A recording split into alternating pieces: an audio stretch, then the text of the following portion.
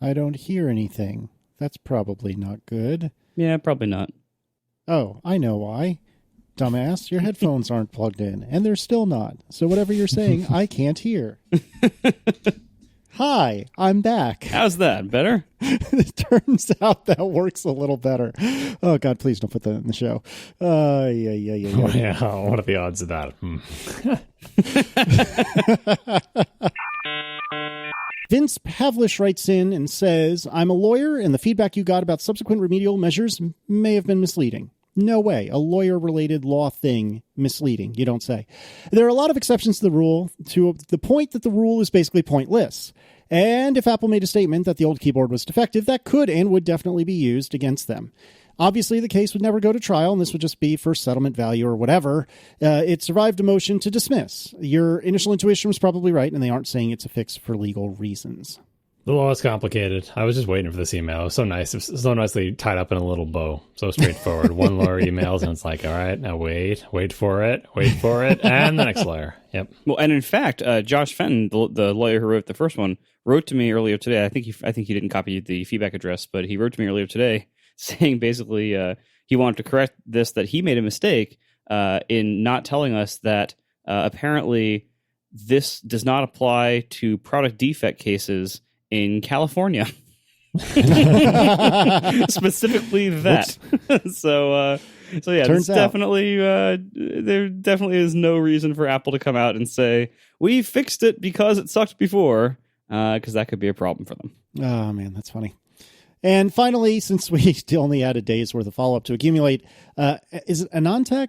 I think that's how you pronounce it, I hope. Has an article wherein they state Intel 10-nanometer production update. Systems will be on shelves for holiday 2019. So no time soon.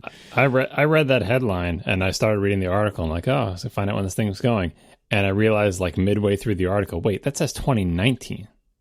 Like, I thought it was going to be like, well, we're in summer now, and by the time winter comes, they'll just be getting out their first 10-nanometer chips, and then maybe Apple will have them in the new year. And then I go, wait a second, we're in 2018 now.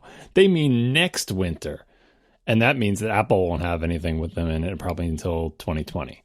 So not looking, assuming they hit all these targets, not looking great for Intel. And by the way, Intel, even when Intel is working normally, even before this 14-nanometer stall that they've had here, they still never hit their deadlines. So, like, the fact that, like, if they're saying after this massive problem they've had, they're saying by holiday 2019, what that really means is spring 2020, at best.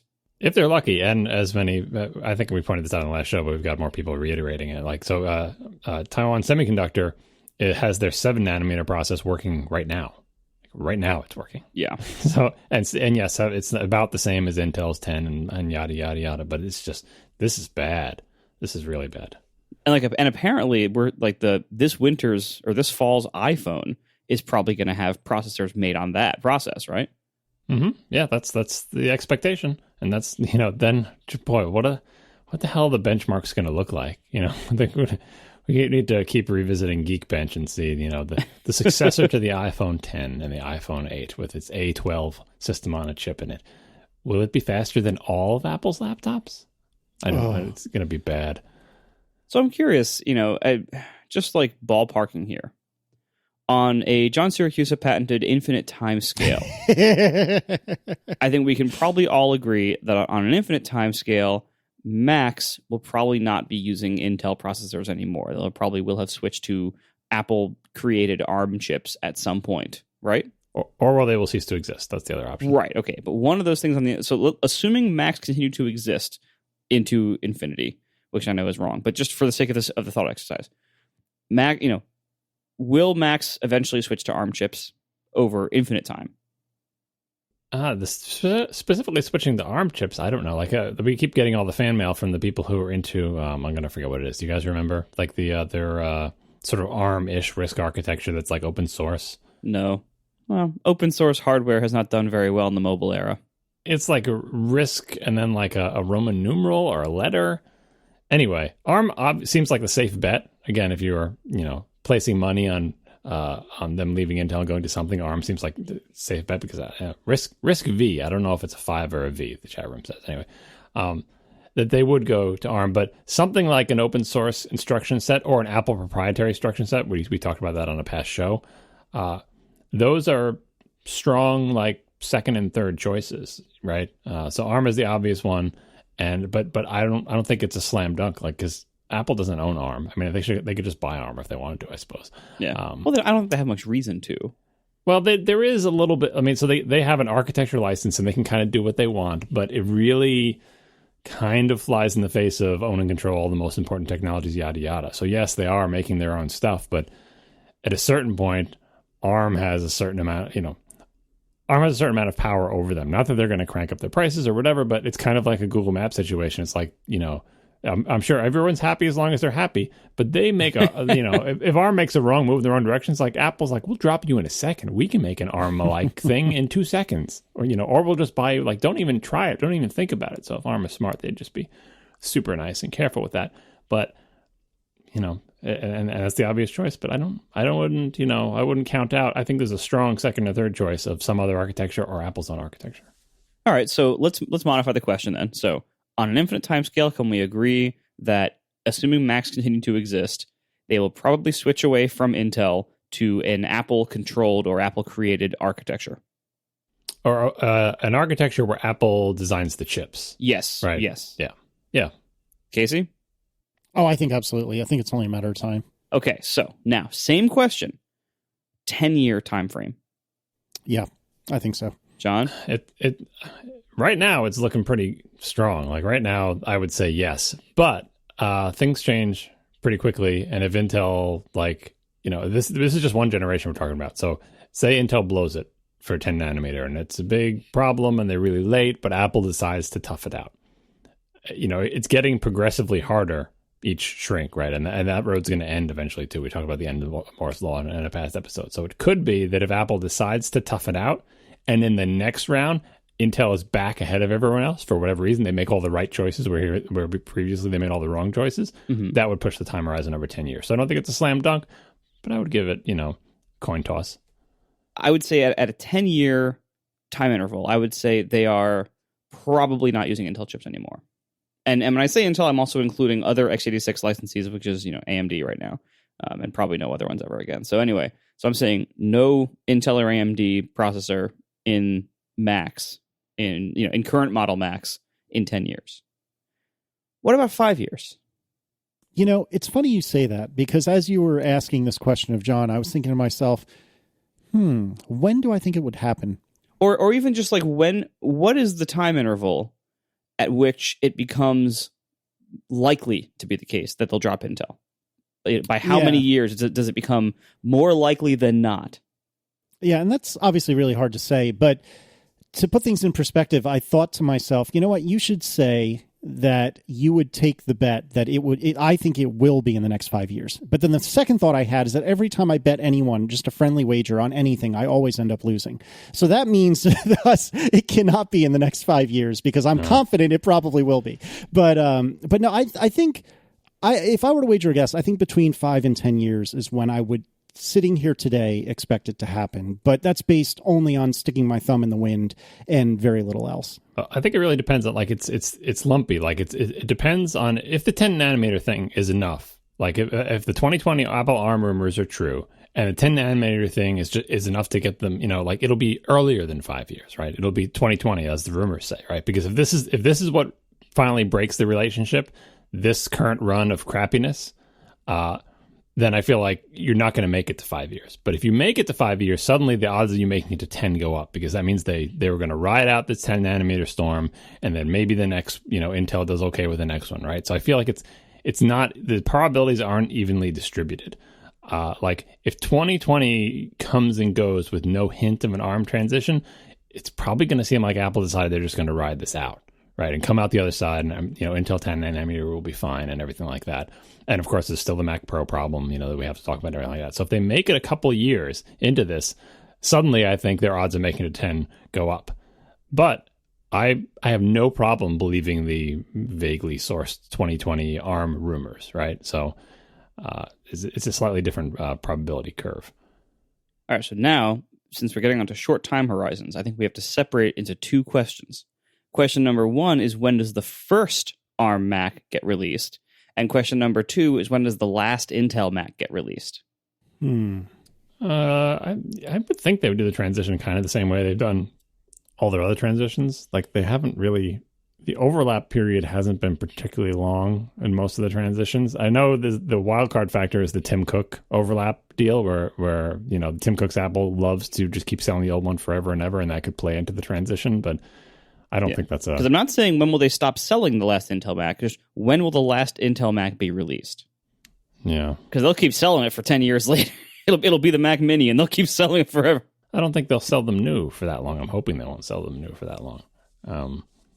Yeah, I don't think there'll be that big of an overlap because they really just want to get these transitions over with for this type of transition. They used to be they wanted to get all transitions over with really fast, but that ship sailed a long time ago. But a thing like this that's developer facing, I feel like they're going to want to, like why would you keep them around, right? There's so much incentive. Take the MacBook Air for example, the Mac that just won't die, right? There's tremendous incentive to switch that to ARM. If they switch to ARM, right? Like it just forget about that it's old and creaky and slow. Like it will be so much better. Even if they just rip out the guts and still keep the case the same, still have a non-retina crappy screen on it. If you put ARM in that thing, the battery life would be really good and the cost would go down and just, yeah. Honestly, that doesn't solve problems they have in that lineup. It's already pretty inexpensive and the battery life is great. But it would be so much better and so much cheaper. Like how that Intel CPU versus how much it costs them. What are those, like the A11 system on a chip, which is probably about faster or as fast as what's in the MacBook Air now in both single and multi-core. That costs them like $5 or $10 or something. And the Intel CPU is like in the hundreds. It's ridiculous. Yeah, actually, it's funny. Like there actually is, a profit margin for them, or a profit motive rather, for them to switch to their own chips because they'd be a lot cheaper. Yeah. I mean, even if you include their fixed costs of designing each one, they're probably still way cheaper than buying them from Intel because Intel chips are not cheap. Yeah, and they get to spread the cost of developing them, especially in the laptop line. Like, look, we're making these chips for the phones anyway, and it's not too far a stretch to go from the phone to a laptop. Figuring out how to get your money back for the Mac Pro and the iMac Pro ARM chip, that's a little bit trickier. But I guess they just charge $5,000 and who knows how much the Mac Pro will cost, and that's how they make that money up. So Casey, when do you think the first ARM Mac will be released? Like how many years from now? I think it'll be in the next 5 years. Again, based on nothing but gut. I think it'll be sooner than we think. I think it'll be sometime in the next 5 years we'll see the first one. Where the first one appears, I'm not sure. I'm currently inclined to say it would be the MacBook Air, MacBook Adorable part of the lineup. Something portable, something, well, the MacBook Adorable is not cheap, but you know what I mean? Like the low-powered portable. I think it'll be in the next 5 years, somewhere in that part of the range. I don't see it being like, oh, we have a brand new Mac Pro, and guess what? It's all ARM. I just don't think that would happen. I don't think, the 15-inch MacBook Pro would get it. I think it would be an Adorable or Air or something new that replaces one or both of those, probably close to 5 years from now, but within the next 5 years. John, when is the first ARM Mac? Isn't that the same question as when they will switch to ARM? No. Why is it not? Like, how many years from now do you think the first ARM Mac will be released? Well, that's the question I was answering with the transition. Like, I feel like, when I was saying that I believe the 2020 rumor is plausible, that 2020 would be the first ARM Mac shipping. Or when I say that if they go past 5 years, then suddenly 10 years becomes better because they've proven they're going to stick it out for 10 and maybe Intel does better at the next size down, right? Then whatever, 2028 or whatever would be. Right, so it's the same as my other question. I don't see the distinction between when does the first versus when do they switch. All right, so you Syracuse with the question. All right, I'm going to say the first ARM Mac is. I'm going to go a little aggressive. I'm going to say it's within 2 years. Oh, that is bold. I think they can do it. That's the 2020 thing, right? That's within 2 years. Yeah, and I think it might even be faster than that. I mean, I probably not, but I think within 2 years is somewhat likely, if not more likely than not, that the first ARM Mac will be released. And I agree with both of you. I think they would start at the low end because that would be the easiest ones to basically just take like the same chip that goes on an iPad and put it in the the smallest MacBook, whatever it's called at that point. That I think would be a no brainer. As for when the last Mac would be released, or the last Intel Mac, sorry. I would say that's most likely to happen within, so if I'm saying 2 years is when this transition starts, I think modern Apple, considering the Mac line, there's no way in hell they complete the transition in a short time. This is a long, painful transition, just like Retina and just like SSD. And I'm thinking that this transition happens over the course of probably 3 years. So I'm going to say first ARM Mac in about 2 years, last Intel Mac in about 5 years. I think the Pro line is the thing that could, I know that's what I was alluding to with like how long does it take for them to go all SSD, all Retina, like, and they still haven't done it. But I really think the Pro line is more likely to drag them out rather than just like laziness, because it could be, again, especially if they're on the accelerated timeline of like 2020, they just haven't had time to replace the Xeon with anything. And they're just fine with saying, okay, well, the Pro line is going to be Intel until we can make a chip that can deal with Xeon, until we can, like that's so much less of a priority than all the other things that they build, and so much more complicated than reusing and slightly enhancing phone chips, that those would be the ones to linger. That it's like, we haven't gotten around to it. Pro users don't care anyway. In fact, Pro users don't like architecture transitions. They got to rebuy software and crap, and things aren't optimized for it. And so those things would just linger. And, 3 to 5 years even, where it's like, when is Apple going to replace those things in the high end as the low end slowly creeps up on it in performance or whatever? Although here's a question about the low end ones. So say they go ARM on, the laptops and stuff. The MacBook Pros have a T2 in them, which is like an A10-ish thing. Did these laptops end up shipping with 2 ARM processors, one doing all of the SSD encryption and the Hey Dingus stuff? And well, why not? I mean, iPhones ship with the motion coprocessor thing plus the main coprocessor. Like, right, that's already that's already a thing that iPhones already do. M7 is tiny and weak, and the A10 is not tiny and weak, right? So it starts to look a little bit silly to have an A12 and an A10 inside the case. Well, that's the system CPU, and this one does Touch ID, drive encryption, and Hey Dingus. That seems like, could you make like could you do it all on one ARM chip that's a little bit bigger, or would you shrink down? I don't know if you can shrink down the T2. Maybe it's as powerful as it needs to be. It would be interesting to see what that architecture looks like. They could certainly make a single, even larger system on a chip that handles all those functions and just has different execution units and different things inside it. Be interesting. I think the delineation between the two would end up being somewhat synthetic. And what I mean by that is, I think perhaps to start, it would literally be an A10 or whatever approximate equivalent thereof, in addition to the main CPU. But it wouldn't surprise me if within a couple of years, it is just one system on a chip that has a completely separate subunit, subsection, or something else that handles the stuff the T2 handles. And even though it's on, one, I can't think of the term I'm looking for, not a PCB, but, it may physically be one unit with one socket, but internal to that unit, and I think this is what you were saying, John, it has like 2 very different, and I don't want to say cores, but very different pieces that only interconnect in certain ways, much like the T2 is with the Intel processor, but obviously those are not the same unit. It would be this kind of synthetic delineation where it's all in the same socket, but it's doing 2 completely different things and can only talk in certain ways. Because that's kind of the whole point of this, is keeping them separated. You got to keep them separated. Mm-hmm. I was thinking they'd all be on the same die just because they'd have so much more room. That's what I was looking for. Yeah. Thank you. There you go. I don't think do they still do the multi-die packages? Does Intel still have any of those? I haven't been keeping up.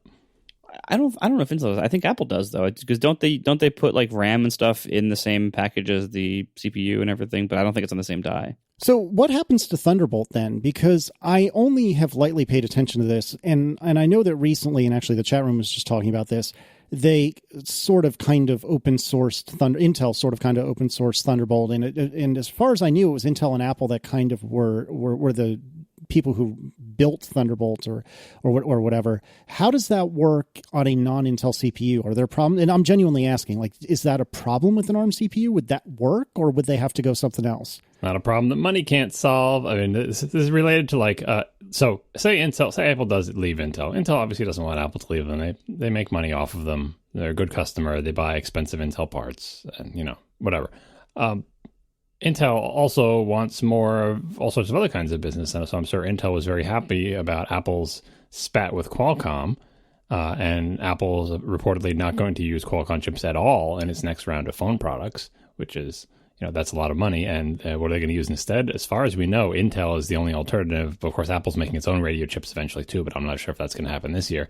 But so if Intel still wants to make money from Apple, could they, it's not like Intel's going to say, well, if you're not going to use our CPUs, we won't sell you anything. What they'd say instead is, please buy our modems, right? Please buy our cell modems, which, by the way, someone wrote in to tell us that Intel actually does use TSMC as a fab because Intel can't do analog stuff, so all their radio chips are fabbed by TSMC, which I think is fun.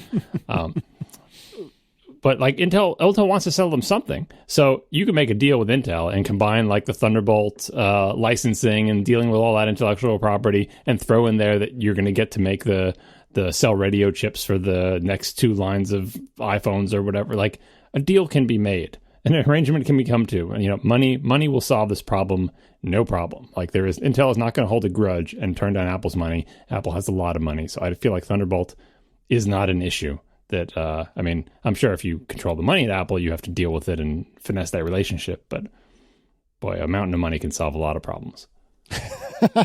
Thunderbolt matters a little bit today. A few years ago, Thunderbolt didn't matter at all. A few years from now, it's logical to think that Thunderbolt might not matter then because something else will matter. There is a need for there to be these, nice, high bandwidth, high speed ports on computers pretty much all the time for things like high speed storage externally, monitor connections externally, stuff like that. But it doesn't need to be Thunderbolt. It can be something else. Apple can use USB. They can invent their own thing. They could, piggyback on someone else's standard, which is more likely what they would do. There are lots of things. You can't say like, oh, they can't make this laptop because it doesn't have Thunderbolt. I mean, hell, already the MacBook doesn't have Thunderbolt. Like they already sell laptops without Thunderbolt, and they sell just fine. Technology moves. What is relevant today, what you think is required today, is not necessarily what's going to be required by tomorrow's Macs. Yeah, makes sense. I mean, hell, Thunderbolt already today is everywhere, and almost no one cares. Almost no one ever uses it. The vast majority of the time, those Thunderbolt ports on those laptops are being used to take power in or send power out. Well, and they're also used to deal with the lack of ports. Like, that's the magic. The magic of Thunderbolt is like all these people with Thunderbolt docks, that is essentially their one-port docking station to make up for the design of the laptops. If the laptops had more ports on them, Thunderbolt would be less important. But by Apple making the choices it has made, Thunderbolt actually, I think, is more important than it would normally be for a lot of MacBook Pro owners. Yeah, that's fair, actually. But again, there are other standards that could come along, that will come along. Thunderbolt won't be the port that everyone cares about, assuming everyone ever does, forever. Like that's it. It's the port that we have this year, right? And we've had it for a few years before this, and we'll probably have it for a few years after this, and then we'll use something else, and that something else could be something Apple controls. We are sponsored this week by Squarespace. Start building your website today at squarespace.com/ATP and enter offer code ATP at checkout to get 10% off. Make your next move with a beautiful website from Squarespace. Now, look, these days, you need websites all the time for lots of different things. Maybe you're starting a new podcast. Maybe you want to start a new online store. Maybe your needs are simpler than that. Maybe you just need to make like a content site with a few information pages about something you're making. Maybe you want to do a photo gallery, show off your artwork. Whatever the case may be, Squarespace makes it so incredibly fast and easy to make a beautiful website, no matter what your skill level is, whether you are a beginner, whether you're a total novice, or whether you're a programmer. It doesn't matter. Squarespace is probably right for you. Try it and see for yourself. I always tell people this. Next time you need to make a site, or next time you want to start a new project, go to Squarespace and give it like an hour and see how far you get. The reason I tell people an hour is that for most people, that's all you need to either be finished or to be like almost finished with your new website for your project. And you will be shocked quite how nice things can look and how little work you had to do to get there. Because it really is professionally designed templates, and it's super easy to drag stuff around, change colors, change fonts, whatever you want to do. You can design your own logo in Squarespace. You can buy your own domain in Squarespace. There's so much functionality built in. All of it is with intuitive, easy-to-use tools. So check it out today. Start a free trial site with no credit card required. You can see what I'm talking about. You can try actually building a site without paying a dime. Go to squarespace.com/ATP to get started. And when you decide to sign up, make sure to use offer code ATP to get 10% off your first purchase. Once again, squarespace.com/ATP and use code ATP at checkout when you decide to sign up to get 10% off your first purchase. Thank you so much to Squarespace for sponsoring our show. Make your next move with Squarespace. We've had this in the show notes for a couple of months at least. And this went around very briefly. I guess it was in May. Nick here writes, I think that Apple's increasingly austere take on industrial design has made them better at shipping products that feel almost invisible. I appreciate that. It reduces the hardware to a tool, but not an appliance, yet I think Apple's products feel even more approachable than they used to because so much of what they make is entirely straightforward. They don't need to mask the complexity of the software with a layer of gumdrop plastic. In many ways, the software has become simple enough that the hardware can reflect that. And this was kind of summarized as, most especially by MJ Tsai, what happened to Apple's whimsy? And a gentleman by the name of Marco Arment commented on this via Twitter. He said, it tragically passed away in 2011. We all really miss it. So what happened to Apple's whimsy, Marco? When did it go away? You just quoted him telling you when. I have a better question. What are your, as relatively new Mac users, what are your memory? What is like, when you think about whimsy or fun or things related to like that type of thing with Apple, what comes to mind? Like, what's your earliest memory of knowing that the Mac was sort of a whimsical, fun, delightful experience? Well, I can absolutely murder you by telling you the first thing that jumps to mind is the iPod. And it had nothing to do with Macs at all, which I know makes you deeply upset, but I mean it. I mean, I was aware of Macs. I'd used Macs off and on growing up, but I mean, they always seemed like, I don't know, the thing that those other people used. And I don't know what other people means in this context. Maybe smarter, maybe more attractive, maybe weird, maybe nerds. I don't know, but not me is what I knew. And it wasn't until the iPod, I almost said iPad. It wasn't until the iPod that I started paying attention. And I remember, and I think I told this story relatively recently, the first iPod Nano was, I think, the first Apple product I ever owned. And I lusted after that thing so hard. And I just couldn't believe something so small could do so many things and hold so much music and be so good to use and so fun to use. And that is my first memory of just being truly and deeply impressed by Apple. Because obviously iPods had existed for a while at that point, but I never was really that interested in them. They were big, they were clunky. They had hard drives, actual hard drives in them. But once the Nano came around, that was the beginning of the end, or maybe the beginning of the beginning, with regard to my relationship with Apple. Well, I didn't mean to narrow it to Mac. I just sometimes say Mac instead of Apple, but because that's what I'm thinking about. But what about them was whimsical? What about them was playful? I mean, for me, it was the sleep LED on the Mac. Ooh, that's good too. My first Mac was a PowerBook G4, and there's a lot of that machine that was very delightful. I mean, there's so much of it that was just incredibly cool and nice. I mean, part of it was, features of OS X, like, much to the chagrin of old Mac people, I love things like the Genie effect. I was just about to say that. Get out of my head. Much to the chagrin of old Mac people, everybody loved the Genie effect. Well, a lot of Mac people thought that was like cheesy and stuff. But anyway, I thought the same as you. No, everybody loved the Genie effect. Really? Go watch the presentation when he showed it. The oohs and ahs. Oh yeah, yeah. So like, the Mac OS itself had a bunch of software whimsy to it. Like that wasn't just something to serve a function. That was something that was like, animation decoration, basically. It was like dessert. It's like, this is unnecessary flourish, but it's delightful and it makes people smile. It actually served anti-function. It made it slower to minimize windows, but we did it anyway because it was cool. The sleep LED though was interesting because it was like, here's this little detail of this product that has been very like overly designed to serve no like bullet point or like feature checklist function. Like, does it have a sleep LED? Yes. Like, making it do the pulsing thing so it looks like it's breathing serves no purpose except to make people think it's cool and to make people smile.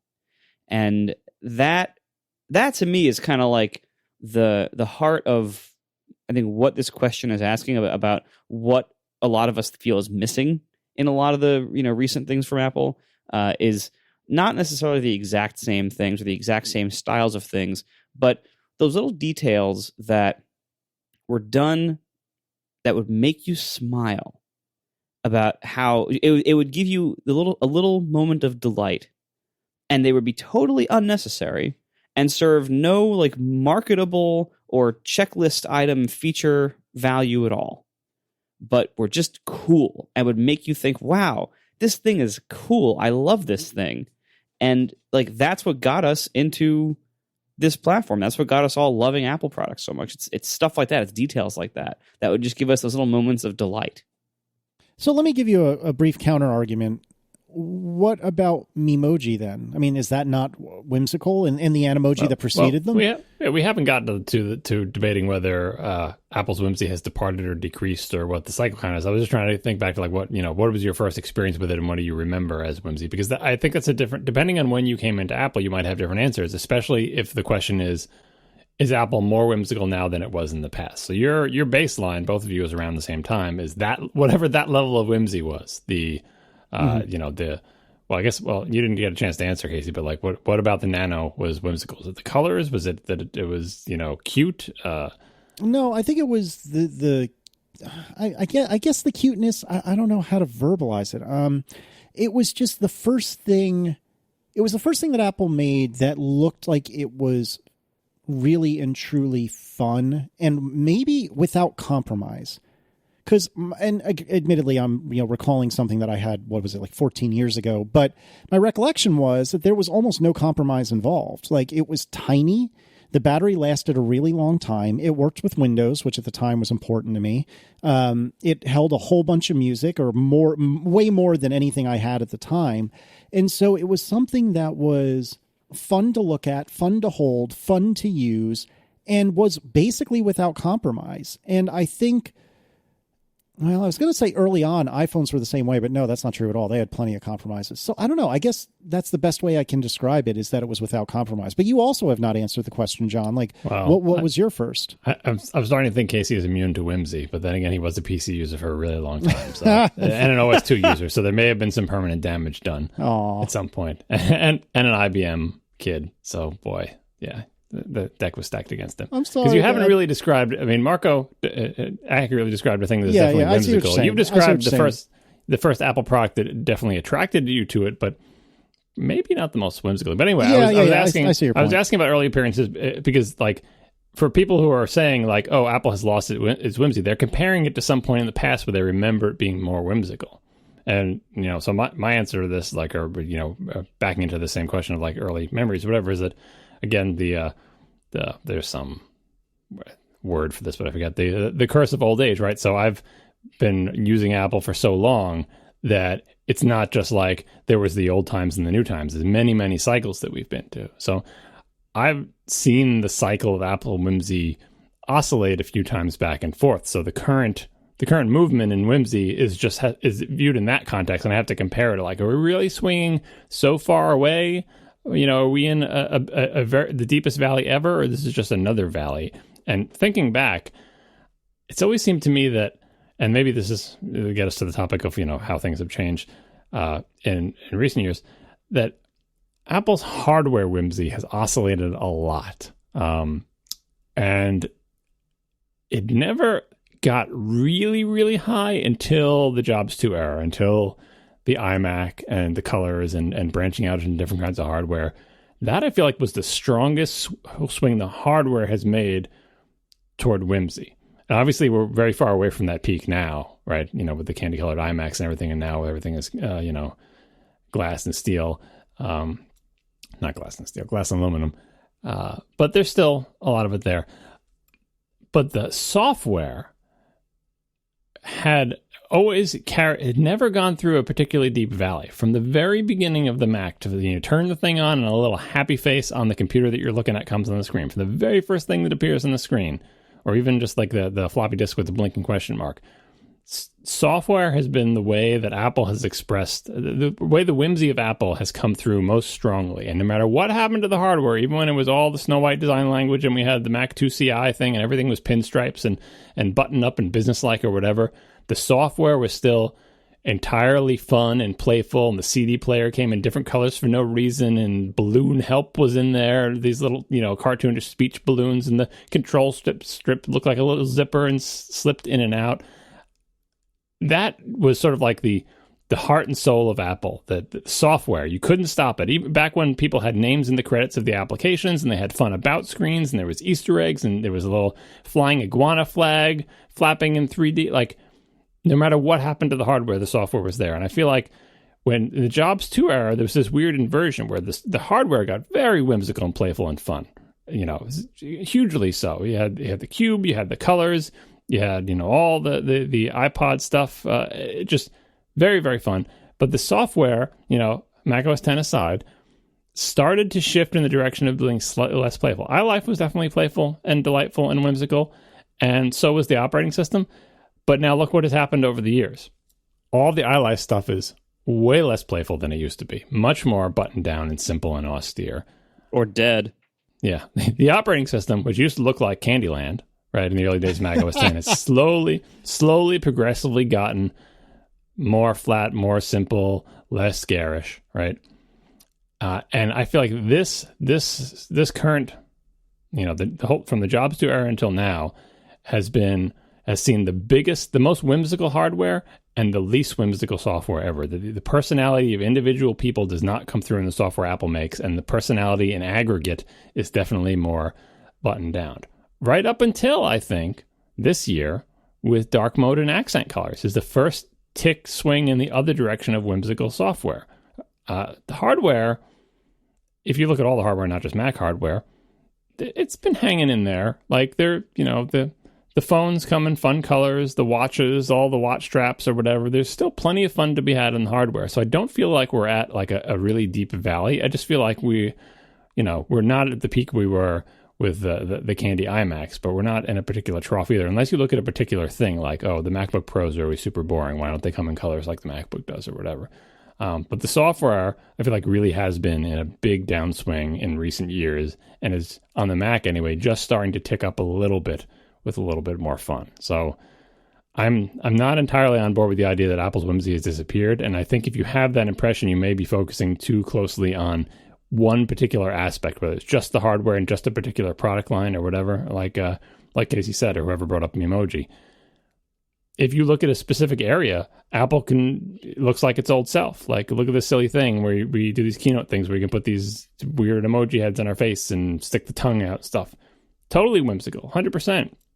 But if you look at the design of Apple's laptops, especially the Pro laptops, they're just boring and the same. And even the phones, if you don't look at the back, like that was one of the articles that was linked here. Look, I laid all these phones on the table, and they all look like black rectangles. Yeah, flip them over. People, they make all sorts of cases with holes in them and shiny red things and yellow bumblebee stuff and all the, it's where you find it, right? They're not going to put it on the screen. The whole front of the thing is a screen, but just look at the backgrounds that they have on the screens, the animated backgrounds, the weird different patterns and lock screens that they put on there. I do not subscribe to the theory that Apple's whimsy has disappeared and we're in a giant trough. I just think it's an oscillation, and there was a big inversion between hardware and software at the start of the Jobs 2 era, but that I think we're just wiggling back to the normal average eventually. I see what you're saying. I don't know. It feels as though Apple is growing up and/or is stepping into the shoes of the big guy. They're no longer the also ran. They're now the big kid on the block, and it also just feels like more maturity. This analogy may make no sense, but it's the best I can think of. When I was 16, I had mostly used or been given my dad's Saturn SL2. And if you follow us from all the way back in neutral, this is the one where the wheel fell off when I was driving it. What color was that one? It was purple. It was the weirdest thing. But anyway, the point is, this is not going to help my case. I really should abandon this and beg you to cut this all out, but I know you won't. Anyway, what I really wanted in the world as a 16-year-old, all I wanted in the world is to change the gauges in the dash from a black background to a white background, because I thought that was so cool. And God, I hate myself for bringing this up right now because I'm just feeding into your whole thing, Marco. But anyway, I really wanted white gauges. I just thought it looked so cool as a 16-year-old. All I wanted in the world was white gauges. And of course, my dad, who was an adult, said, no, you're not doing that. That's a stupid thing to do. And he was right. And I feel like that was the 16-year-old me, whereas the 36-year-old me is horrified at the thought of doing that. And I think some of that is just growing up, right?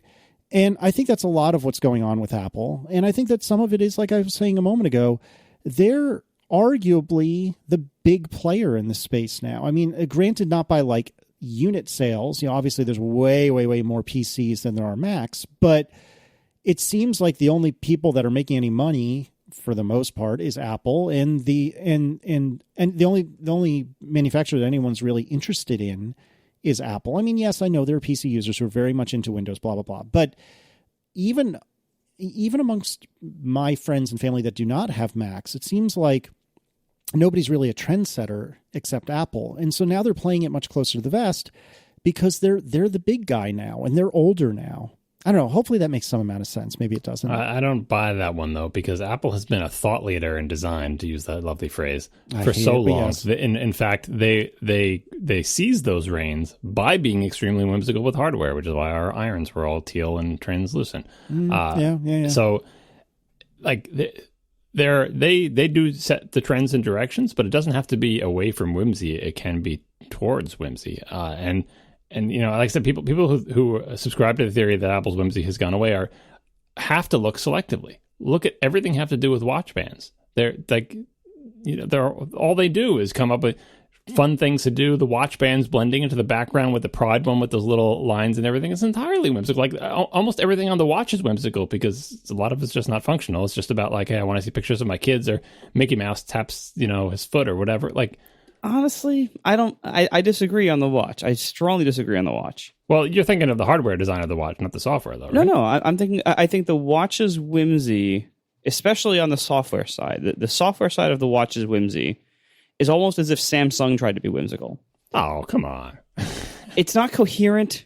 There's a whole lot of it that isn't whimsical at all, that isn't even well designed, or that isn't very functional. No, it doesn't have to be well designed or coherent. Whimsy is the opposite of that. It's just something, like you said, something just done for the fun of it. It's like they're buying whimsy. It's like, let's pay Disney to or have Disney pay us, maybe, who knows, to have the, you know, the Toy Story characters or Mickey Mouse on there, tap his foot. Yay, whimsy, done. Meanwhile, the whole rest of the watch UI is, you know, not. But just because you don't like it doesn't mean it's not whimsical. Yeah, I'm with John. I think your mechanical watch, I don't want to use the word snobbery because that's way more negative than I mean, but your preference for mechanical things that are considerably simpler and cleaner, I think, is clouding your opinion of the watch in this case. I don't think it has to do with the mechanical stuff. I mean, I agree that it's incoherent. I'm thinking of something that's not functional and kind of incoherent, but definitely whimsical. That stupid honeycomb screen on the watch with the apps. That is entirely whimsical and looks cool and is fun, but doesn't work and is bad, and they should get rid of it, right? So whimsy and goodness do not go together. That's true of a lot of things that have been whimsical with Apple products over the years. So, you know, and I was just thinking of the watch specifically, but again, the backs of phones, the fact they make the red ones, the fact that they change the finishes, right? And make the gold and the rose gold and the shiny black, and you know, like there's only so much room for you to do it because, again, it has to be functional in a way. And then for the software, same type of thing. Like, obviously, there was a big... I'm going to get to the theory that I haven't seen anyone espouse yet in the chat room. I'm surprised. I'm sure it's in one of these articles that was... Whoa, a roof leak. Like months ago. Earthquake? No, a roof leak. That's not good. All right, that's better than an earthquake. You're fine. That's a lot of water. I've experienced with this. Take evasive action now. I'll be right back. Let me get something to put this water in. Just need an umbrella. Oh, my word. See? It can happen to anyone. You never know. You should do something about that house, Marco. Yeah. Where were we? I don't even know. Anyway, we can continue this with that, Marco. He'll be back and I'll pick a bucket. No, the theory I was referring to is the idea that when Johnny Ive took over software, all the fun went out of it. So when, you know, the iOS 6 to 7 transition, Johnny Ive was responsible for relentlessly simplifying their hardware to take all of the unnecessary features out of it, to make it plain and featureless. And when he also took over software, that was the iOS 7 transition, which definitely was less whimsical than iOS 6. And so you could put that as the villain, and like that's when it really happened, because all his hardware design started getting more simple and featureless and plain, and just the essence of the product. It's just the screen. We don't need any buttons. It's just like the most elemental, simple form. The pencil is just a cylinder that comes to a point. There's nothing on it anywhere. Forget about trying to clip it onto something. We don't want that, right? And the same thing with the software. And I think there was a zig in that direction, but they've zagged back in a lot of places. Does Johnny Ive love Memoji? Was he jazzed about dark mode and letting people change accents colors? Doesn't, maybe he's come around. Maybe it was just a particular direction, but it definitely seems a hard move in the opposite direction. So the point now where I feel like the hardware in certain product lines continues to be somewhat whimsical and fun, and the software has turned a corner and is trending in that direction. And so on the long view, I feel like there have been oscillations, and there were some big ones, and there was a definite switch between hardware and software.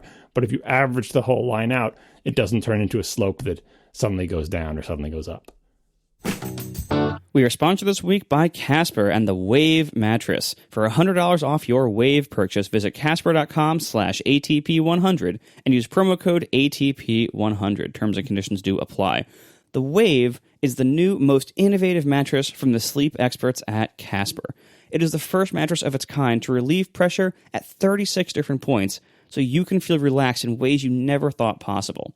And like all Casper mattresses, the Wave has advanced temperature regulating technology. This helps you sleep cool and comfortable without overheating during the night. Only the Wave has 5 layers of superior foam, including a cushioning top layer for maximum comfort. The Wave is Casper's biggest breakthrough in sleep technology for exceptional comfort and deep restorative sleep. It gives you support in all the right places. Whether you're a back, stomach, or side sleeper, it supports you correctly to give you the relief you need for a good night's sleep. And thanks to the Wave's patent-pending contouring system, it adjusts to your body and your natural curves, and it's designed to keep its original form for years to come, no matter how much time you spend on it. All of this is an incredible value compared to similar high-end mattresses on the market.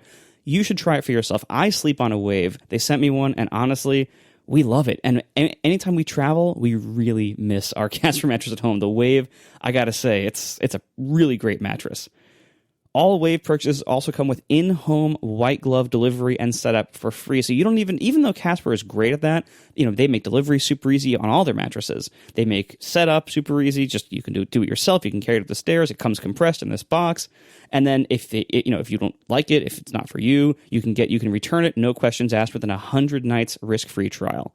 And the Wave comes with in-home white glove delivery and setup for free, as I mentioned. So you don't even need to deal with carrying up the stairs if you don't want to. It's wonderful. For $100 off your Wave purchase, please visit casper.com/ATP100 and use promo code ATP100. That's casper.com/ATP100 with promo code ATP100. Terms and conditions do apply. Thank you so much to Casper and the Wave mattress for sponsoring our show.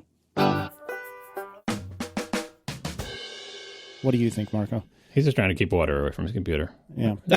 I would like so badly to pay attention to this conversation right now, but between the time that John started talking and now, a massive thunderstorm started. I had to run around and close all the windows in the house because no one else was home because they all went out drinking without me. Some amount of water might have gotten on Gruber's $5,000 review laptop from Apple, and so I ran around and closed all the windows. That's exactly the laptop you want water to get on, though. It's Apple review laptop. It's not yours. It's not your problem. Give it back to them. Yeah, and now it's water cooled, so it won't overheat. And then while I finally sat back down and started listening again, and then I noticed I felt like a little splash in the back of my arm. Oh God! Turn around, and there's a wet spot on the floor. Now Hops is in here, but I trust him. And he was sitting back there a little bit ago, but isn't anymore. And I mean, now I know why, because the wet spot wasn't him, turns out. Now it's dripping. Now you can actually hear the water. Hang on. Oh my. That's not desirable. Yeah, so that's the drip now. And so I had to run out, get a Tupperware bucket, container for the water to fall into. Although now I'm realizing I'm going to be hearing that sound for the rest of the podcast. So maybe I need something smaller for the water to fall into. We can't hear it when your mic's not next to it, so it'll be no problem. I've also discovered that the door upstairs that opens up onto the deck does not go all the way to the floor, and water is coming under it. So the upstairs landing is a little bit damp. Has it never rained on this house before? Okay, so this house, it has been a rental for a very long time. And when you have a rental, the idea is to put as little money into it as possible over time and to just max out bedroom space. And most people who are going to use a vacation rental are going to use it for like a week and then never again. And so it doesn't really need to be great. It certainly doesn't need to be maintained. And one of the ways they've saved money over time is by fully enclosing a 4-side wraparound porch and turning all those into bedrooms. That is what I'm in right now, because one of them has become my office. When you enclose a wraparound deck that's very, very old, and you make it into rooms, you kind of ignore the fact that, like, deck roofs usually aren't made to the same standards as interior roofs. So that's problem number one I'm encountering right now, which is why my elbow got wet, and why Hops temporarily had something blamed on him that was not his fault.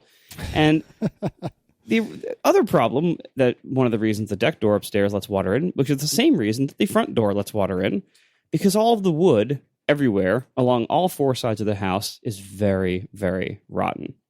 Because one of the ways they've saved money over time is by not putting in any gutters, drainage, or eaves anywhere. Neat. So when it rains, as it's doing very much right now, the water simply flows down all 4 sides of the house. It runs off the roof and the deck, and it just flows down the sides of the house. And, of course, gets all over. We have to close all the windows when it rains because you can't leave them open because there's no eaves or anything, so the rain just pours in. There's literally like a waterfall down. Like, you can see, like, when it rains heavily, you can kind of see, like, this waterfall coming down the window, all the windows in the house. Oh, my word. And of course, the front door has the same issue where the water, falls down on the patio in front of the front door and splashes under the gap that's under the front door, because the gap used to be not a gap, but it rotted out because of all the water splashing in front of it.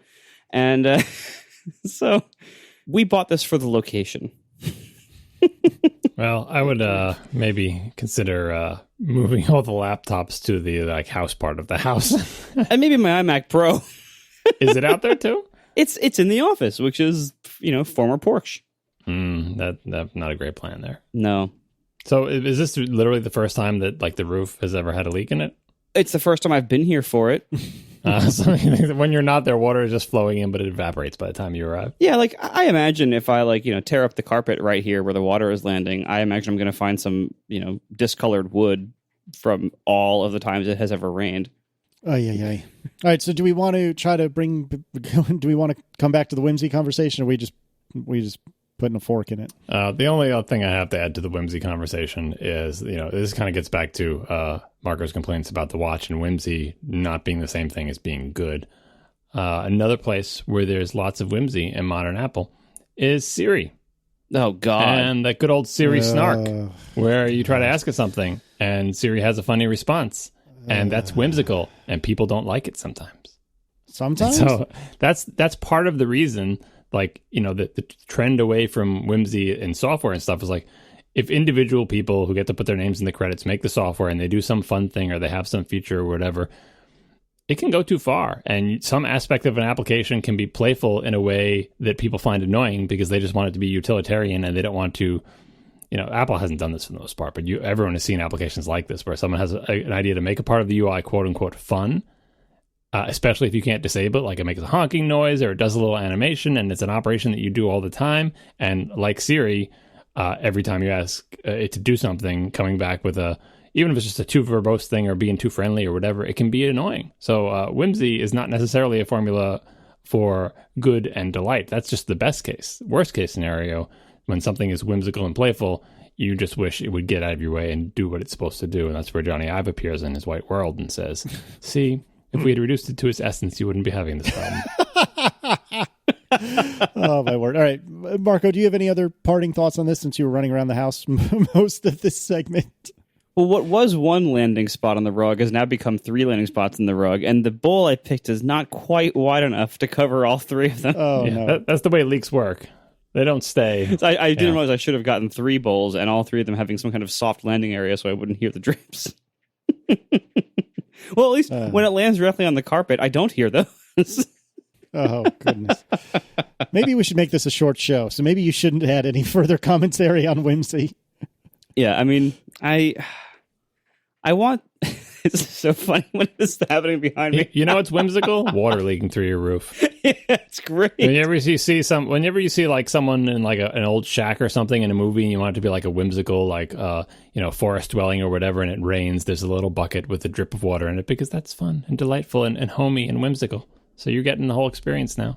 I should probably install this silicone keyboard cover on my new MacBook Pro. Immediately. That's not going to save you. So Pericles in the chat suggests drilling a hole in my MacBook so it can drain like my air conditioner. Yeah. But then you're going to get out the drill and go to do it, and you'll see this big yellow sticker on the roof of your house that says, "Do not drill holes in this house." And then promptly remove it and continue drilling. Oh, gosh, that's good. That's a good amount of water that's filled that bowl so far. I would say. Do you want to get another bowl? We can wait. What color is the water? Is it like brown and gross? No, it appears. I mean, it's sitting on a brown, gross rug, so maybe it's a little bit hard to tell. And it's sitting inside. But like the color of like Rubbermaid or Tupperware containers from like the 80s. Like it's that color container, and I'm pretty sure that container was from about the age that the roof is. Yeah, I'd say it's probably about 10 ounces of water already in that bowl. Oh, my word. Well, this is what you'll take a picture of to make the podcast art for this portion here. You should take a picture right now, actually. This is giving a whole new spin to Tiff's double rainbow picture she was taking. What does it mean? You know what it means? It means you're going to have water in your house soon. It's a flooded house. Oh, man. Oh, my God. Not good at all. Do you need to get more bowls, or can we do some askatp? We can do some askatp. This Tupperware bowl has... I have it under the spot that most of the water is falling on. So there's only some small drip spots in there. I mean, look, the whole floor under it is rotten anyway. Now and I know that now. So it's like, well, it gets a little bit wet. You should count yourself lucky that this leak has the courtesy to fall someplace that is not like directly on top of your computer. That's true. Yeah. Although I think I just felt a splatter on my leg. That's not good. Well, it may be approaching, but I'm saying like the drips usually don't care. And if it was going directly on top of your computer, your options, especially on your iMac, like that's bad. I have a sheet over in the other side. I mean, sheets aren't... No, yeah, you should try like a garbage bag. Yeah. Or tarp. You have a tarp? I might do that when I go to bed tonight, actually. When you go to bed, you bring that thing into the bedroom with you. Yeah, that's probably the better Right, so that's not a bad point. But not someplace you'll trip over when you get up in the night to pee. Oh, my word. Yeah, you may be overestimating how much free space we have in these bedrooms. Oh, God. We are sponsored this week by Simple Contacts. There are a million things demanding your time. Contact lenses should not be one of them. Simple Contacts lets you review your prescription and reorder your contacts from anywhere in minutes. You want to do it from your couch, your office? Yep, you can do that. The doctor's office is now wherever you are. So it's summer, and there's no shortage of reasons to have contacts on hand in the summer. Beach days, vacations, outdoor activities, weddings. Use Simple Contacts to stock up for the season. Here's how this works. You take a 5-minute vision test from your phone or computer. It gets carefully reviewed by a real licensed doctor. You receive a renewed prescription, then you order your own brand of lenses. They have all the brands you're familiar with and all at great prices, making vision care simple, accessible, and affordable. With Simple Contacts, you never have to leave home to get your prescription renewed or to order more contacts. No more doctor's offices or waiting rooms. And it's fast. The vision test is self-guided and takes less than 5 minutes. It's way faster than making an appointment somewhere even, let alone going to it. It uses your camera and microphone to capture the same information as an office visit would. And then a licensed ophthalmologist reviews every exam carefully to make sure your eyes look healthy and your vision hasn't changed from your last prescription. Once again, they offer all the brands you're familiar with. They have options for astigmatism, multifocal lenses, colored lenses, and more. The exam is only $20. Much cheaper than a typical eye doctor appointment. Standard shipping on the contacts is free, and the contacts are priced competitively. Although, this is not a replacement for your periodic full eye health exam. So check out Simple Contacts to renew your prescription and reorder your contact lenses in minutes from anywhere at simplecontacts.com/ATP20 and enter offer code ATP20 at checkout to get $20 off your lenses. That's simplecontacts.com/ATP20 and code ATP20 for $20 off. Thanks to Simple Contacts for sponsoring our show. Let's do some Ask ATP before Marco gets electrocuted. Bronwyn Herb writes, I have many portable external drives, and they keep filling up. What is the best? Is that with water or something else? What is the best solution for storing large video files? Drill holes in the bottom. Drill holes in them. That'll do it. The Synology sounds very complicated, but is it the next best step? I am hugely biased. So the three of us got sent one or two, depending on which one of us you're talking about, one or two Synology units several years ago now. And I am so in love with my Synology, I cannot even begin to describe it. And I'm in love with it enough that if this thing died tomorrow, I would spend the truly obscene amount of money that it would cost to replace it because I am that in love with it. A while ago, I was trying to convince a friend of the show, Todd Vaziri, to get himself a Synology. And I was I had written a post describing the bare basics of what you need to know in order to have your own Synology. I will link that in the show notes. I don't know that that's necessarily the next step, but it is certainly a great next step. But there's other things in the middle, like you could do something comparatively simpler like Drobo, which I've heard about half the people I know who have Drobos love them, and about half the people that I know that have Drobos friggin' hate them. So take that for what you will. But again, I mean, Synology did send us those units. You know, we didn't pay for them, but I love my Synology, and I would absolutely pay for it tomorrow if I had to. John, what would you do if you had a lot of external drives that were overflowing, and what would your next step be? So this question says that they, keep buying external drives and they keep filling up. I think the next step is like something like a NAS. Like, because if my advice for storing stuff is, get external drives. They can be really big and they're cheap, and that's the way to do it. But if you keep doing that and they keep filling up and you're frustrated by the fact they're filling up, some kind of storage solution where you can add hard drives, and especially that you can replace them with larger capacity ones, so it's having some kind of RAID or other, shared data arrangement. That's the next step. And Synology sounds complicated and it's very capable. There's a lot of things you can do with it, but I've always been impressed by, not just Synology, any of these things, even like the free NAS stuff or whatever. It's not as bad as you think it's going to be. It takes a little bit to think about and set up, but once it's up and running and doing the thing that you wanted to do, especially if you just wanted to serve as a big bucket of bits to store stuff, like you can do it. And in my experience, it's been very reliable, and you don't think about it. The initial setup happens, and then that's that. So if you keep filling up external drives, which is a much simpler solution, the next move is some kind of box with a bunch of disks in it, and you have a lot of choices. And you have to do research and stuff. But like Casey, I have totally come around on it, and I can't go back now. Like if my Synology dies, I'm buying a new one. Yep, Marco, are you still there, or are you underwater? Marco, what do you think? Yeah, the drips are getting louder. So the bowl is filling. So you may not have opinions about overflowing external drives, but what are your opinions about external overflowing bowls? No, so I think if you take the question as written, how do you store even more large video files than what external drives can hold? Then yeah, sure, something like a Synology or other NAS type solution is the way to do that. But that's, if you're filling up external hard drives, external hard drives, you can get those, up to like 10 terabytes now? So if you're filling those up, you're going to fill up a Synology pretty soon too, because a Synology is just a box with like 8 hard drives in it. So well, you'll fill it up 1/8 as fast, won't you? I guess, but like that, it basically, it brings more problems. It's one, and the Synology unit, I still have the one that Casey mentioned that, that we all got as freebies thanks to their generosity. And I use it. I don't really think about it much. It just is there. It's like a big archive drive for me and Tiff, and it just kind of serves a couple of minor roles, but for the most part, it's just like a big archive drive, and it's our Time Machine host drive, and so it's nice for that. And I don't ever really go update it really. Like I remember to do it maybe once a year. I'll go update the software on it or whatever. But for the most part, it updates itself. It keeps itself going, and I don't really ever have to know about it.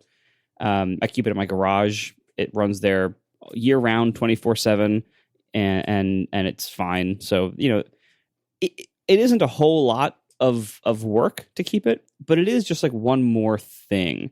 It's one more avenue of complexity. It's one more thing that you have to buy, and these things are not cheap. I think empty, it's something like $1,000 or something like that for one with a bunch of bays in it. Mm-hmm, mm-hmm. A bunch of discs, that's probably another like $1,000 for large ones, if not more than that. So like you're putting a lot of money into this thing, and it's another thing to manage, and it's another thing to maintain, and it's another thing that might have security issues that you need to worry about or hear about or get patched or whatever else. It's like you add a lot of complexity to this. And then you have this big loud, it's kind of loud. I mean, you have this big box full of discs that are probably loud somewhere in your house that you have to maintain and leave on and pay for the power for and everything else. So like, it's a pretty large solution. Instead, I would say before you jump into that, I would ask yourself, is there any way I can find a way to need to keep fewer or smaller video files forever? Is there some other way to address this problem? And I don't know, what Bronwyn's needs are here. It could be that, that they're storing like source video files for video creation projects that just can't be down-resed or anything else. But, if it's the case of like storing, like Final Cut working files or video project files, what format do those have to be in? Do they really have to be stored like in ProRes, where it's like this massive, like, minimally compressed or uncompressed source file? Or is it, can that be stored as like the final output file? Does it really do you need to store all the sources? Do you need to store all the sources in the highest format? Can they tolerate compression once they're a certain age old? Things like that, just to avoid needing to store such massive files and quite so many of them. Because if you're going through terabytes and terabytes, those are pretty significant needs, and for somebody who's trying to not like a video production company for like just one person, that's pretty substantial. And so if there's any way to deal with just addressing the problem of, do you really need to keep all these, and do they really need to be as big as they are? I would try to solve that, or really take a hard look at that first. And if you really, really can't do it, then I guess a Synology or something like that, but it's such a heavy solution. Exhaust all other possibilities first. I don't disagree with you, but man, you should try the Synology. It's really great. It's expensive, but it's really great. All right. Chris Tucker Meir writes the following, and this is verbatim.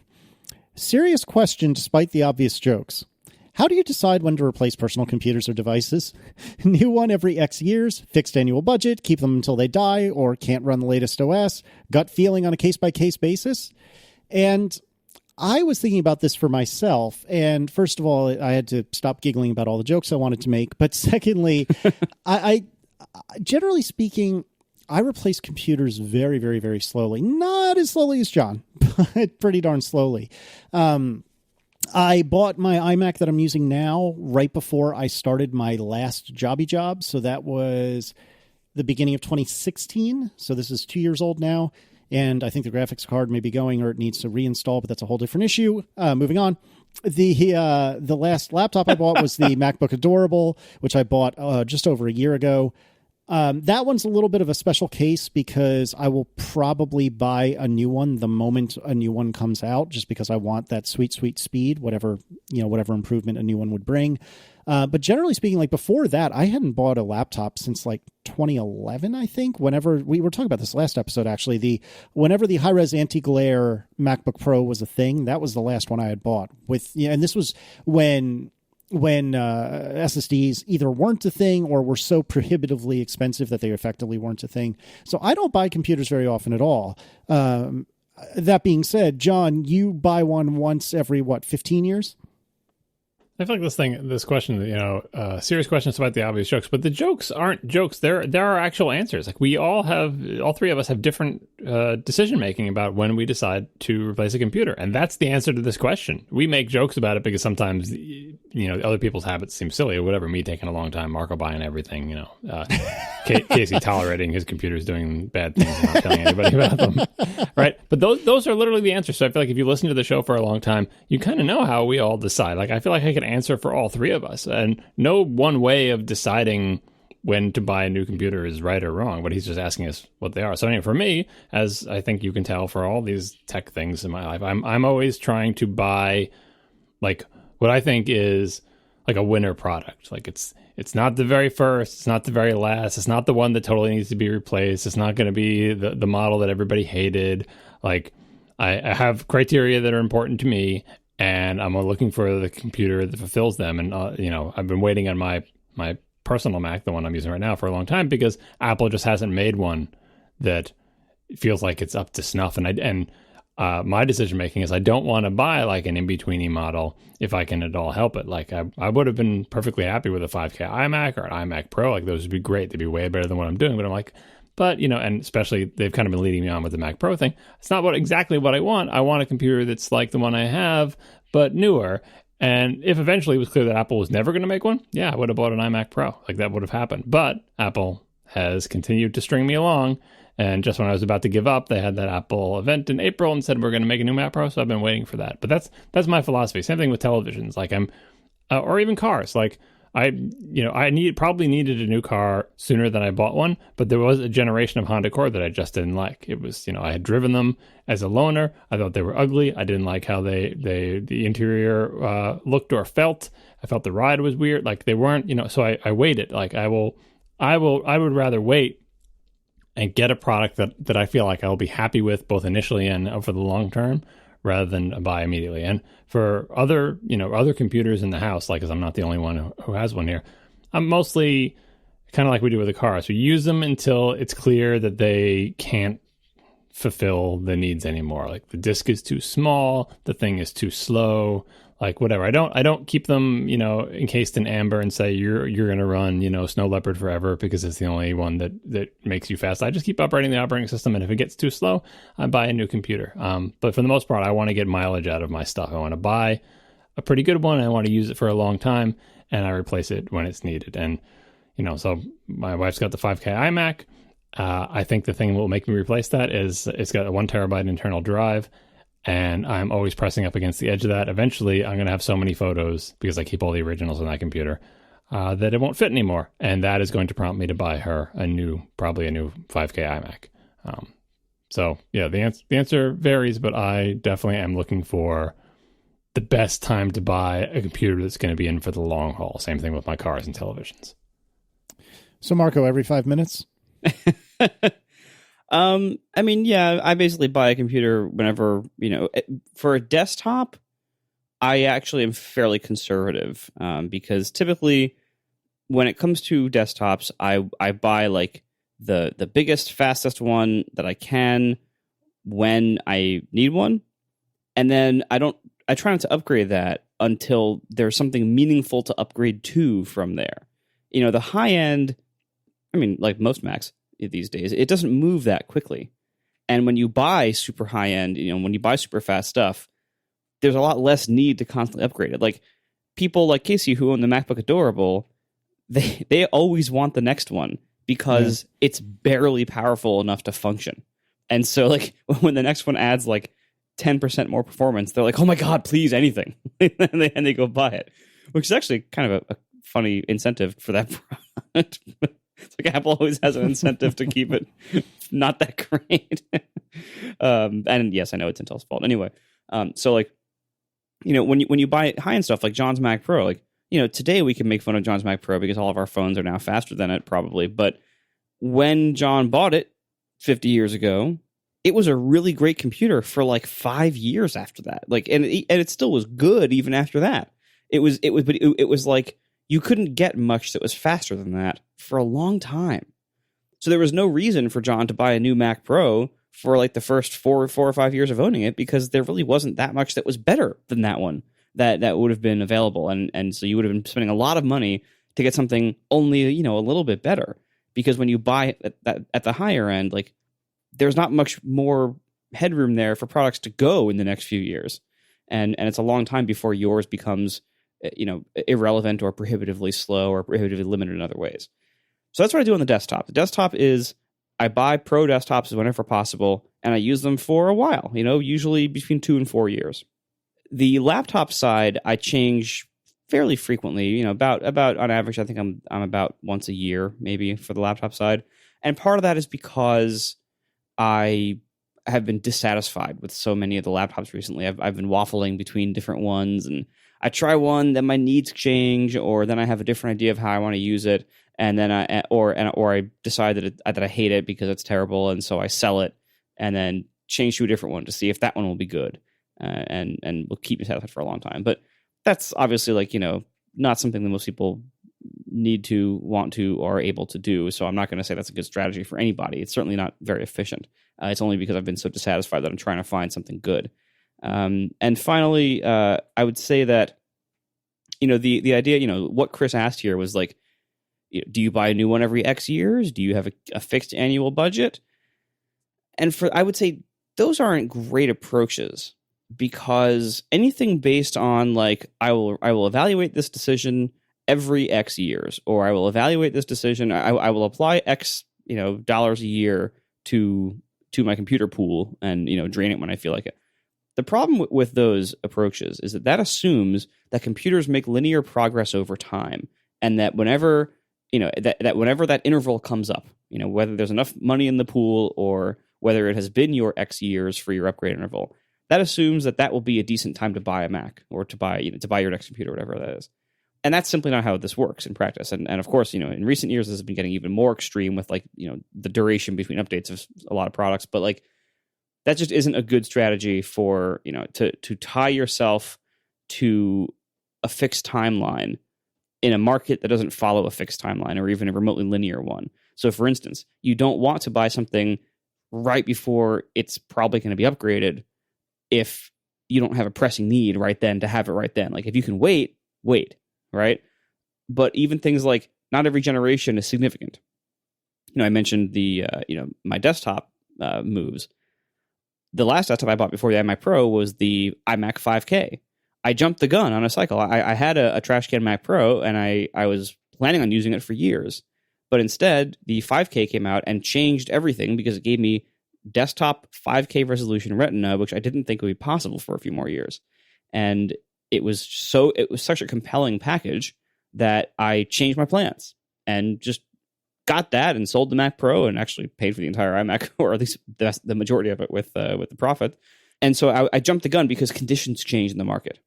But then after that, one of the reasons I kept that 5K iMac for a little over 3 years is because the newer ones that had come out after that weren't better enough. It wasn't a big enough gain from what I already had because I had bought this great computer until the iMac Pro came out.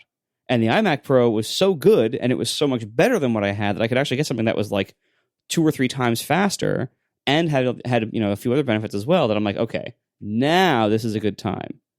But if I would have said, I'm going to buy a new desktop every 3 years, I would have bought the 5K, and then I would have bought the version of it that's, I think, still the current version now, but then I would have missed the iMac Pro because it would have been too early. And so it's just, you have to pay some attention to what's actually being released, what the actual products are, like what the cycles are, if you want to optimize for what you get. Now, if you don't care, that's a different story. If you don't care, first of all, you probably aren't listening to our show because let's be honest. But that's another story. Or if you're desperate, if your computer broke, you need one, and the update isn't likely to come out for 6 months, fine. Then get whatever you can at the time you get it, and sometimes we all have to do that. But if you have flexibility in your timing, it's way better to actually look at the market and make judgment calls based on conditions as they happen, as opposed to just saying every X years I'm going to replace this with whatever I can find at that point. Yeah, I think I very much agree with that. And if you need a tool with which to evaluate that, it's not great and you miss a lot of context, but the Mac Rumors Buyer's Guide, which we will put in the show notes, that's a really good way to just kind of get a rough guess for, is it a terrible idea to buy this computer right now, or is it an okay idea, or is it a great time to do it? So it's worth checking that out if you've never seen it. All right, finally, we have a bit of a throwback, which I am kind of excited about. Rob Mathers writes, on the surface, Swift obviously addresses the spirit of Copland 2010, but does it address the specifics? Is it really moving along the, quote, higher level language, quote, progression? So Copland 2010 was an article that, John, you wrote in, 2005, where you said, hey, Apple really needs to get on this new language bandwagon and do it pretty much yesterday, or there's going to be problems. And you kind of laid out, here's what I think that new language needs to be able to do. So did they do it? Are we good now? Is everyone happy? People ask about this from time to time, and it was actually a series of articles, and then I did a follow-up article actually in 2010 about it. I think I asked and answered in there, but those are all old articles at this point, so people haven't seen them. But yeah, like Swift is pretty much hits every single point in a surprising way. Like, I knew they'd have to do something, but you think, well, maybe they'll do something that is more like an evolution of Objective-C, or they wouldn't go all the way to have a very, very different language, not just different in syntax, but difference in semantics and all sorts of new features and like everything that Swift is, right? I think everyone was caught by surprise by what a break Swift was, despite the fact that early on they were really playing Swift up as it's not that different from Objective-C before kind of like Swift came into its own. It's like, haha, no, really, it's pretty different. It took a couple of years for that. The only area, I think the reason people ask this is they think, well, Swift is not very dynamic, and it has these aims of extending itself down to be capable of low-level stuff as well. And all that is true, but it still fulfills all the requirements. Definitely a new syntax, new language model. It still has the ability to have unsafe pointers and stuff like that, but they're called unsafe pointers. Like when you just use the language regularly, you're not dereferencing pointers. You do not have to worry about accidentally scribbling all over memory. You scribble all over memory, you're definitely doing it on purpose in Swift. And it's not a loosey-goosey, everything is dynamic type of language like, Ruby or Perl or JavaScript or something like that. And maybe that's what people think is like, oh, it's not like Lisp and it's not like Smalltalk. It's more like a fancier C++, but it is higher level. It does fulfill all the criteria for the most part. It doesn't run on a virtual machine. That's true. But it's close enough. Like there was never going to be, a fantasy language that fulfilled all of my hopes and dreams exactly, right? And the fact that Swift came as close as it did is like, a miracle beyond my wildest dreams. So absolutely, it addressed all the problems of Copland 2010. It came at a reasonable time. Like I in my Copland 2010 Revisited article, I explained why I thought that 2010 came and went and nothing happened, and there are good reasons for it. So sorry to disappoint if you're looking for some kind of controversy, but they did it. It was called Swift. It was great. I was there. Did you get a T-shirt? I was. Just caught everyone by surprise. All right, we actually have a bonus Ask ATP this week. Late breaking news. Let's see. Ted Hardy writes, "Hey Casey, how's the new Dave Matthews Band album?" Which actually came out like a month or two ago. Hey buddy, how's it going? I actually don't have too much to say about it. It's good. I've listened to it more than I expected. I don't typically listen to studio albums that much, but it's good. The very first song, what was it called? Samurai Cop, I believe, is a very rare example of a Dave Matthews Band song that's lyrically decent. And it's also a very rare example of me paying attention to the lyrics of any song I ever listen to. I think that's very good. I'm obviously very, very biased, but Virginia in the Rain is also very good, although I think my favorite of all of the tracks on the album might be Again and Again, which I just think is very, very good. But it's weird not having Boyd on the album. It makes sense that Boyd is not on the album, but it's good. Not my favorite, not my least favorite. It's good. What did you think about it, Marco? Dave Matthews Band remains an important part of my music collection. Well done. Oh, you're so mean to me, but well done. He plugged that quote. He didn't even say important. He said it remains a product in our lineup. No, but I think he said important in an email to somebody. Oh, maybe important got added once he had more time to think about it. Oh, my word. All right. Thanks to our sponsors this week, Casper, Squarespace, and Simple Contacts. And we will talk to you next week. Now the show is over. They didn't even mean to begin, 'cause it was accidental. Oh, it was accidental. John didn't do any research. Marco and Casey wouldn't let him, 'cause it was accidental. Oh, it was accidental. And you can find the show notes at atp.fm. And if you're into Twitter, you can follow them at CASEYLISS. So that's Casey Liss, MARCOARMENT, Marco Arment, SIRAC, USA Syracuse. It's accidental. They didn't mean to. Accidental. Tech podcast so long. Oh, my word. Do we have time for a post show, or do you have to go? What's the state of the world? The rain has slowed to the point where the roof leak appears to be inactive. That's good. So I think we have, and I already ran around and closed all the windows and dried off John's laptop. So I think we're. Oh my word! I think we're okay. Yeah. The floor upstairs is still very wet though, from the door leaking water under it. But I'm choosing not to fix that right now. Yeah, that seems not good.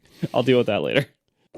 All right. So as we record, I have not yet posted my next Casey on Cars video, but by the time this episode is released, it will be out.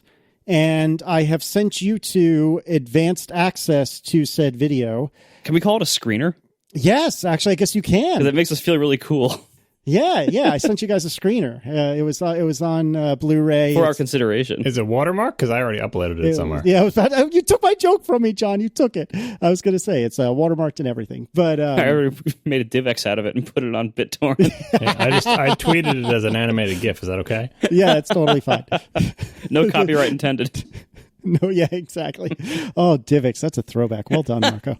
Oh, man. Anyway, the next version of Casey on Cars, this has become more and more obvious as I've been tweeting and Instagramming more and more about it, but I was given for a week a Volkswagen Golf R, which I mispronounced approximately 305 times during that video. Yeah, Casey, you've been doing so well on the podcast, and I watched the video. I'm like, what happened? I know. What happened? I'm I thought sorry. you had turned a corner. You've been practicing on the podcast. You've been nailing it every single time. Like, ready to watch this video. He's gonna nail it, and nope, you did not. You've regressed. I know. I sometimes I did, sometimes I didn't. The voiceovers were usually much better. No, you never got it right. Not a single time. No, the voiceovers were better. But anyway, listener of the show, Andrew, was able to facilitate this for me, and I'm not sure where his Gary the Privacy Clown kind of threshold is, so I don't want to say much more than that. But it was extremely kind of him, and I very, very, very much appreciate it. And I had the pleasure of meeting him at WWDC, which was also excellent. So thank you very much, Andrew.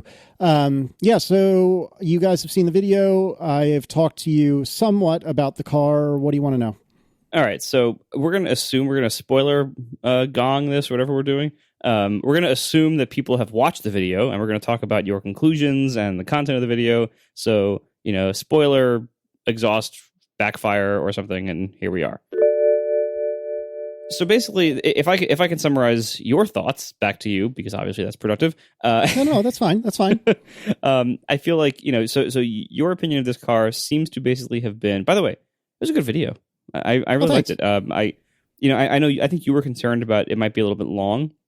Mm-hmm. But I think it actually worked. Like, it is long. So the version you showed us, the screener that we received for our consideration, was about 18 minutes. Mm-hmm. And when I first saw that, I thought, oh, that probably is going to be a little bit long. But it didn't feel long when I was watching it. Like, it felt good. It felt just like, oh, okay, this is Casey talking about a car. And there was never a point where I'm like, geez, how much longer is this? That never came. So that's good. Production value wise, you're getting better. You're getting a lot better. Like, it was really pretty solid. Like, there were a few like minor things that I noticed. I'm like, oh, I wish that transition was a little bit rough, or the audio in the car was not ideal. But otherwise, like, it was pretty good. Honestly, it's hard for me to judge you relative to other YouTube car videos. Like, I don't watch any of those things, mm-hmm. so I don't know like what the style, and I watch an embarrassingly small amount of YouTube videos total. So I don't know what the style of YouTube videos, especially YouTube car videos, is. I'm not sure I do either, but I take your point.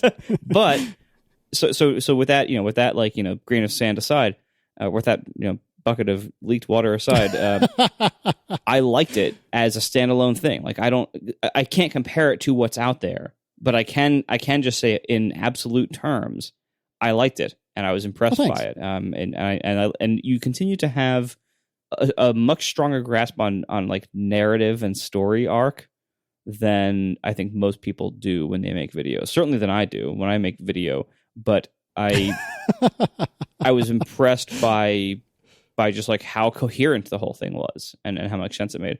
Audio wise, video wise, it was great. Video wise, I don't really think I have any complaints about anything. I was pretty impressed with how good it looked and everything. Audio wise, the parts we were standing in front of the car where you have the lav mic worked out really well. Yeah, it was a little windy on one of the days, which was a little unfortunate, but otherwise I was pretty happy with that. Yeah, and I heard like there was one like big wind noise that you heard, but in one of them, but I only heard one of those. I only noticed one of those, so that was pretty good.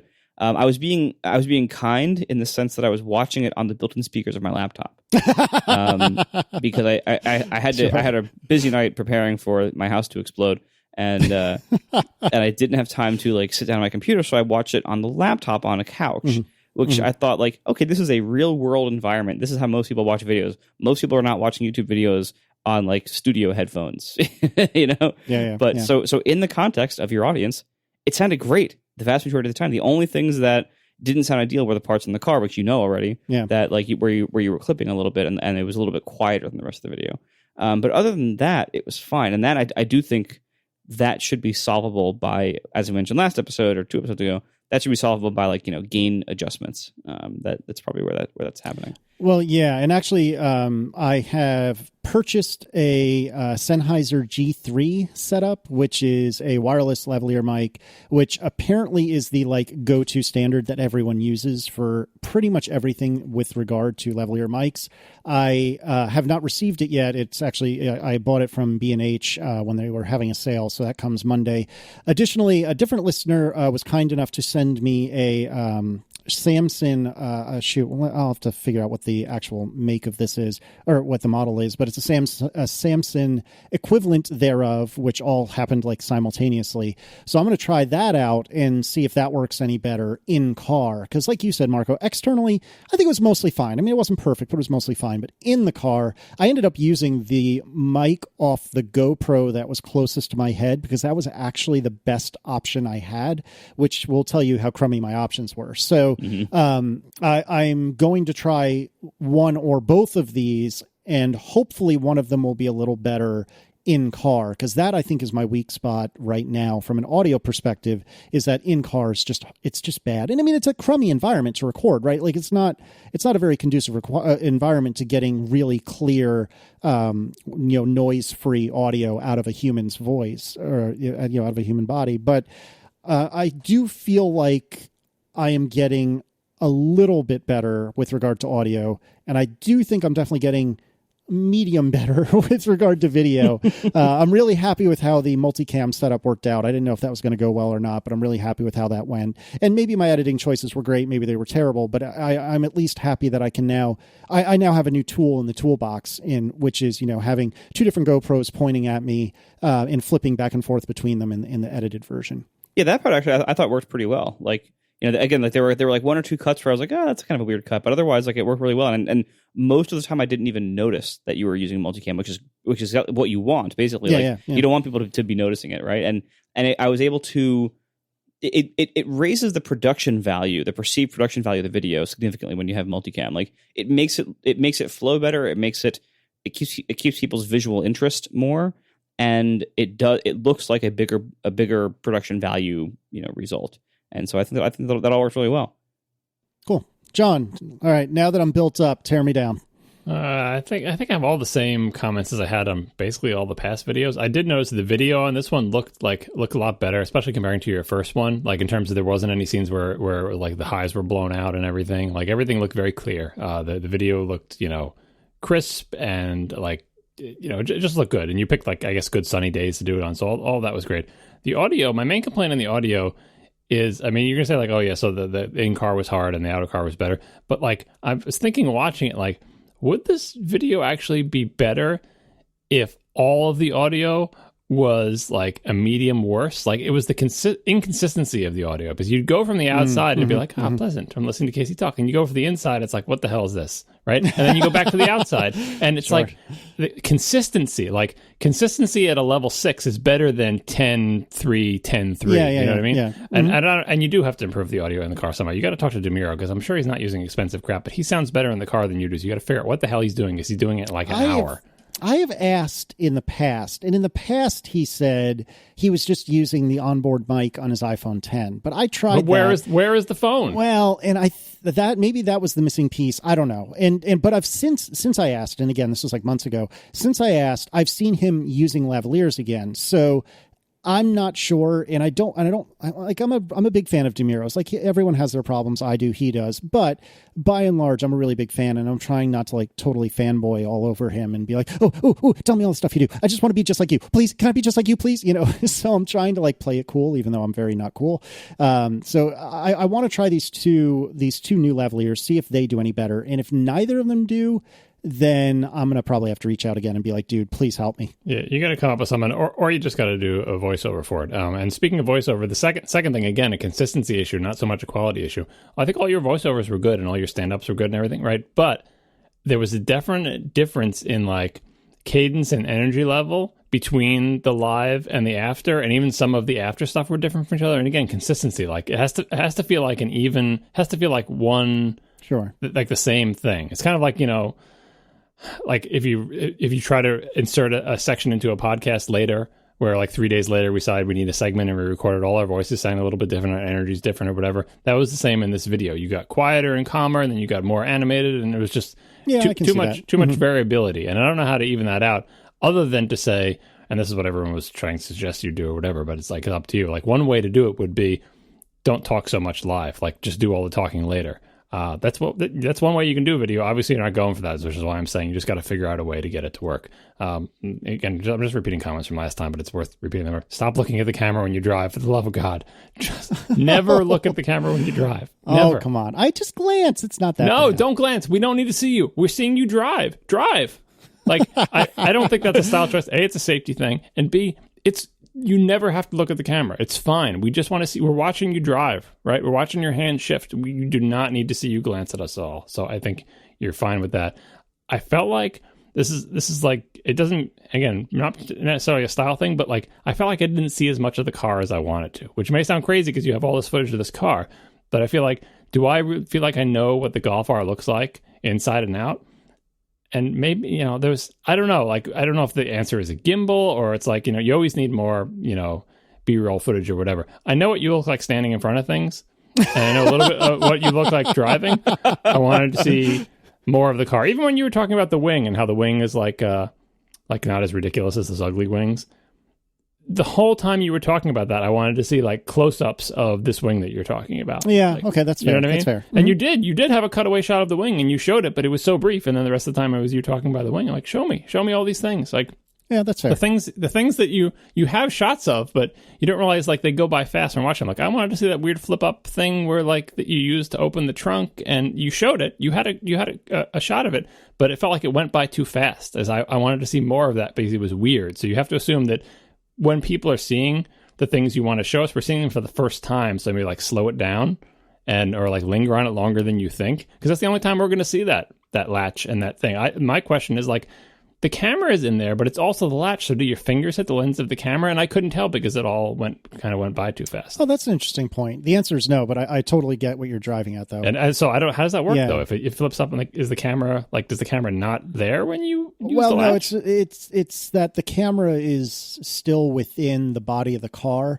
and you're putting leverage on the VW logo itself. Does that make sense? So you're not. Yeah, I got it. So your hands or your fingers are kind of tucked up directly against the VW logo, while the camera is still within the rear body panel. That was a really poor description, but does that make sense? Yeah. I like the bit about the sensor thing and behind the logo, because I never would have guessed that. And that's a detail like I haven't seen anyplace else. And that's a great, that type of thing is a great detail to show. In fact, I saw a golf when I was walking the dog after watching this video, and I saw that it did have the sensor thing because it wasn't an R and it was probably like previous year. Right. So this must be actually a new development. So that was all great. Those wheels are hideous. You're so right. Oh, thank you. Oh, thank you so much. Honestly, I disagree. No, they're not for me. I think the style of wheels that Casey wanted on it, that he showed in the little caption, which is nice, although they should have been bigger, was I think a little bit dated looking. Interesting. And okay. And the new ones I think are, I mean, I wouldn't say that they're the coolest wheels I've ever seen, but they look fresh. They look new and modern.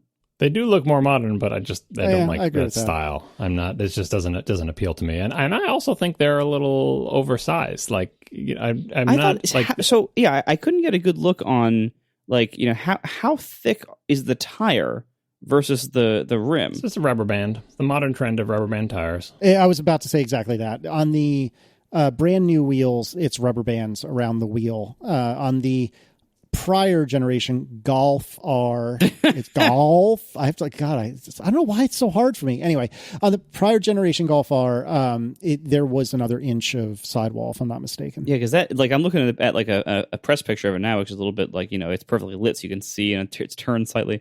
And those, boy, you could not have those in the Northeast. Like you hit one pothole with that. Those rims are bent. It's done. Yeah, I think we're going to see a swing back in a different direction, because a lot of modern cars across all price ranges come with these very low sidewalls, and people are damaging tires and damaging wheels and popping tires, and just you can't So I think there's going to be a swing back. And car advice for people: if you have the option of like the ridiculously huge wheels and you live like in New England or someplace with weather or potholes, maybe get the one size down. You'll I'm still living in fear of the fact that I might have 2 bent rims, and I'll have to, when I get 4 new tires for my car to deal with the slow leak that I have in 2 of my tires, I don't want to find out it's actually the rims, because they're expensive. Yep, that happened to me on the BMW. Oh, geez. They're expensive, and I don't want to find that out, but it may be true. Anyway, back to the video. Yeah, more pictures of the car, more inserts, even things out. Consistency is, but I feel like consistency is more important than overall quality, because when you have the really, really good segments, it just contrasts with the bad audio and the really bad segments, whereas it was just in the middle the whole way. And I didn't think it was too long at all. I thought it was fine. I thought it was, like I said, I could have dealt with seeing more of the car.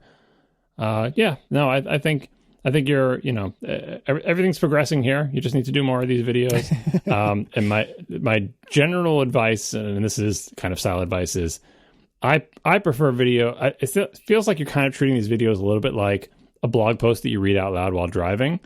And I think you should lean more heavily on what you can only do in video, because you're going to have the blog post anyway, right? You'll have the opportunity to do the blog post. This is not like an opportunity to read an essay into YouTube while driving a car. And obviously you're not doing that the whole time, right? You're doing lots of stuff in shots of the car. But like I would lean more heavily in that direction, because when I'm watching a video about the car, you can be telling that same story that you told, but while it's going on, like I want to see the car, and I'm interested in your experience of the car and how you feel about it and seeing you use it, and like, that type of thing. And I'm less interested in you giving me your comments when the only thing on the screen is you and a car that I'm not seeing different parts of. Okay. Yeah, that makes sense. Oh, I appreciate it. And you definitely had much more of that in this one than you did in the past ones. Like I could feel that, but I'm still feeling sometimes like when I'm watching one of the other car videos of the channels that I watch, like they cut so fast away. Like they never linger on anything for, never linger on like just a talking head for a long time. It's always like this part of the car, now this part of the car, now this part of the car. And I drive just, and again, it doesn't even have to be related, right?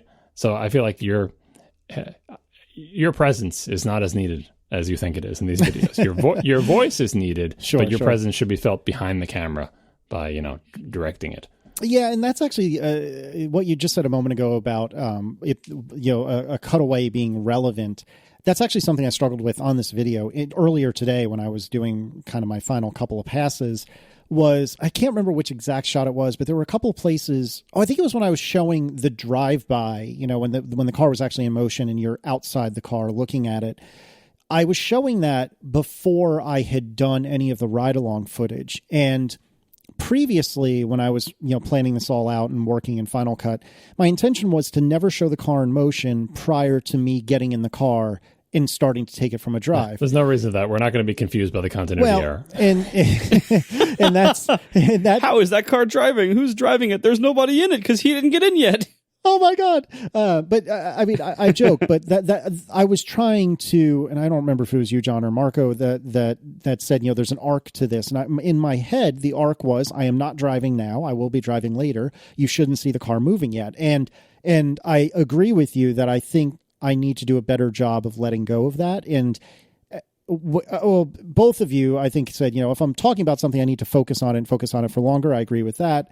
But additionally, if I'm not necessarily talking about a specific piece of the car and I just want to cut away to something else, that's okay. And I think what I need to work on for next time is I do have a fair bit of B-roll, but I don't think I'm good at figuring out what B-roll can I show that's not just swooping over part of the car over and over and over again. And I think I need to get better. Some fast swoops, some slow swoops, some zooms, No, you don't need any swoops. Like, it doesn't even need to be relevant. Like, the trick is it just needs to be like visual wallpaper. Like, one of the best examples, surprisingly, because I watch a ton of these videos, is Destiny videos. They're, lots of Destiny videos have... Like, they're talking about something like, oh, here's an upcoming change in the game, and here's what I think about it, right? What the hell do you show when someone is saying, let me tell you what I think about an upcoming change to the game? The worst thing you could do is show a slow scrolling web page showing, like, the announcement of the change to the game. So what people do is they just show footage that they have. And it used to be that I used to see in the videos like, oh, I don't have any footage, so I'm just going to show you some footage of this last whatever match that I played or the last raid with friends or whatever. People don't even say that anymore. They just say, I'm going to talk about this thing, and they just run footage of Destiny playing. Hopefully interesting footage that keeps your attention, but has nothing to do with what they're saying. Like, absolutely nothing to do with what they're saying. Yeah. And that's the extreme. And it works. It works fine. You have relevance. You're talking about the car. You're going to be showing the car. Like, I don't care that, like, hey, he's not talking about the car turning, and the car is turning. Like, I just want to see the car. I want to see, and it's tough with the outside ones because you don't have a drone that's following the car, and it's hard to get external footage or whatever. Oh, I want one so hard. John. But yes, you're exactly right. I know. I understand it's hard to get that kind of footage, but you did it in a few spots. You were talking about like driving the car, and you were showing, I think it was when you were showing different angles from driving, or whatever, and it was clear that you were showing footage that was not you talking, like you were talking over footage that you had, and that was great. I'm like, yes, exactly that. There was this, it all came together. I felt like where, I felt like I was watching more like a TV show, like put together professionally by a giant crew. Because it's like, I'm hearing your voice, I'm hearing the story, I'm seeing exciting footage that isn't directly related to what you're saying. It was like it all gelled. I think that was a great section. And then earlier, when you were trying to do the same thing before you got in the car, that felt a little bit clunkier. But I saw you going for it, so you're getting there. Like, you're doing it. There, just keep going in that direction, and just keep trying to do it. Don't back away from it, even if it feels awkward a few times.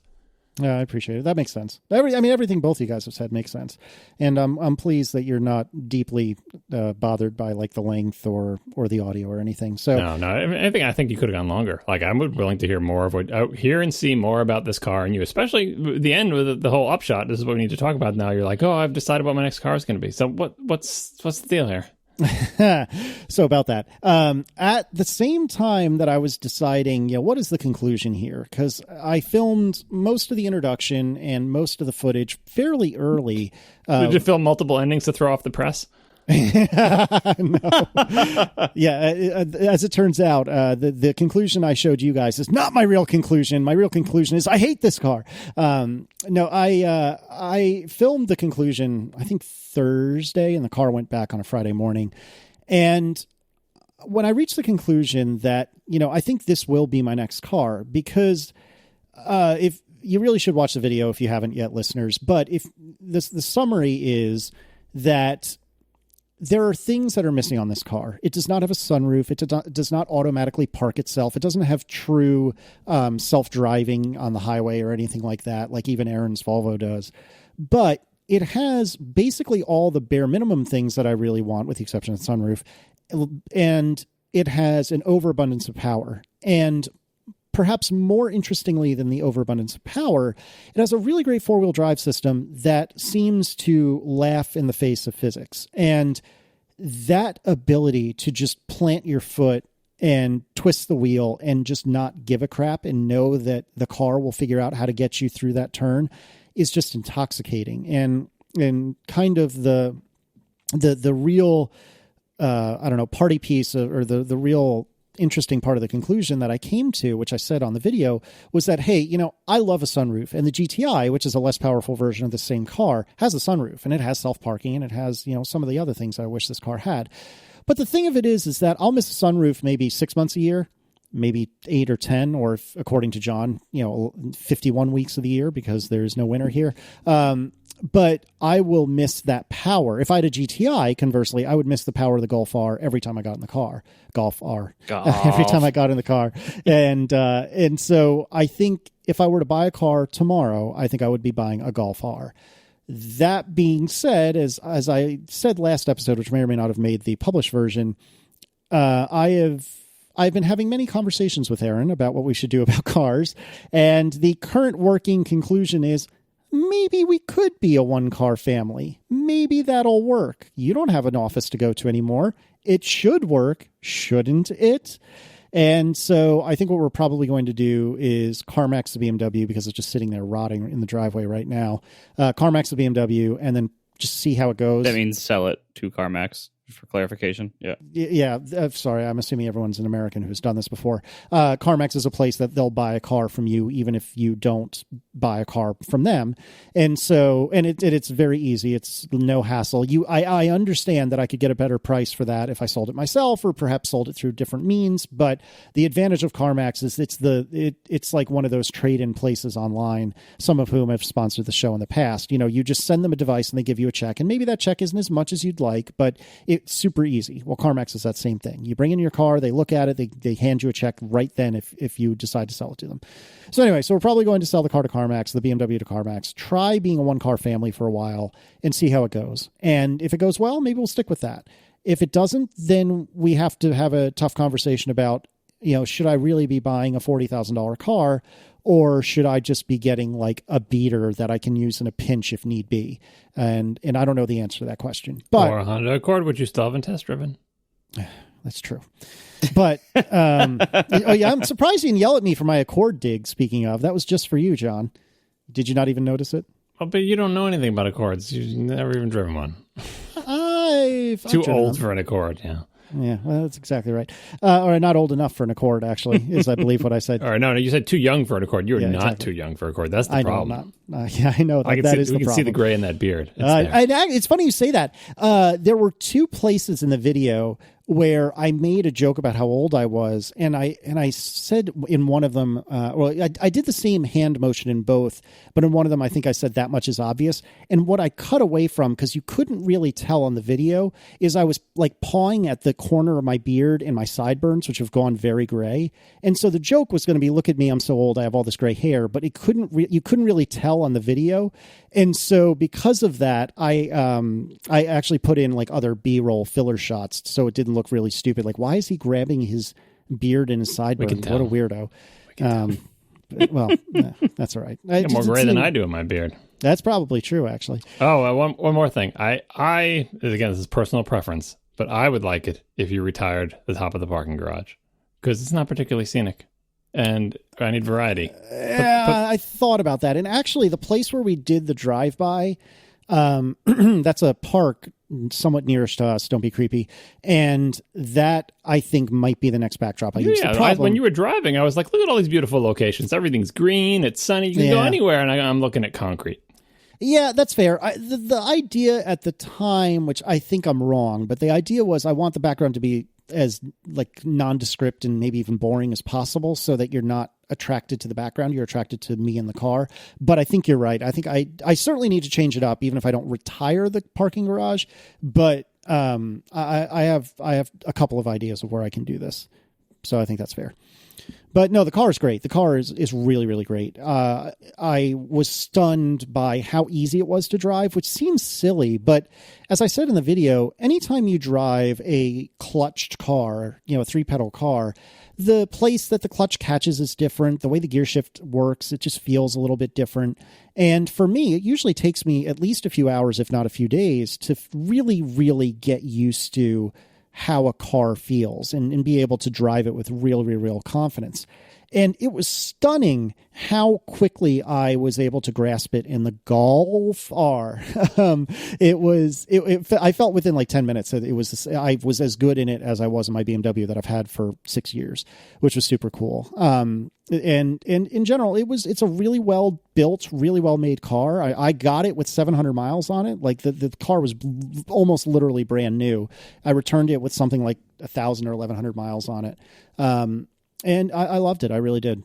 And the other thing switch on the accelerator though that's really weird. Isn't that weird? That. Well, I don't know. I've never seen that before in my life on a stick shift car. And that's the thing. So my BMW is of an era where BMWs had a kickdown switch. And granted, I haven't driven my BMW in like a month, but I'm pretty darn sure it doesn't have a kickdown switch. Aaron's Volvo absolutely does, but it's an automatic. Why does this thing have a kickdown switch? It makes no sense. It seems like a thing they could leave all the stuff in there, but disable, like make it so you don't feel it, like disconnect it from the mechanism if they just want to like save, part sharing or whatever. Hey, wait, can you explain what that does? Yeah, so in the interest of brevity, I didn't go on and on about it in the video, but basically the way it works is in an automatic car that's geared, so you wouldn't see this in your Tesla, but I bet you Tiff's car has it. If you push the pedal all the way to the floor, you feel a stop, and you feel like that's it. That's the floorboard. Okay. But if you push a little bit further, and it shouldn't require an overabundance of effort, but you have to push, then there's like a little click, and it goes just a hair further into the floor. No, well, not literally into the floorboard, but you know what I mean? Like it goes even deeper. And what that indicates to the car like 3D Touch.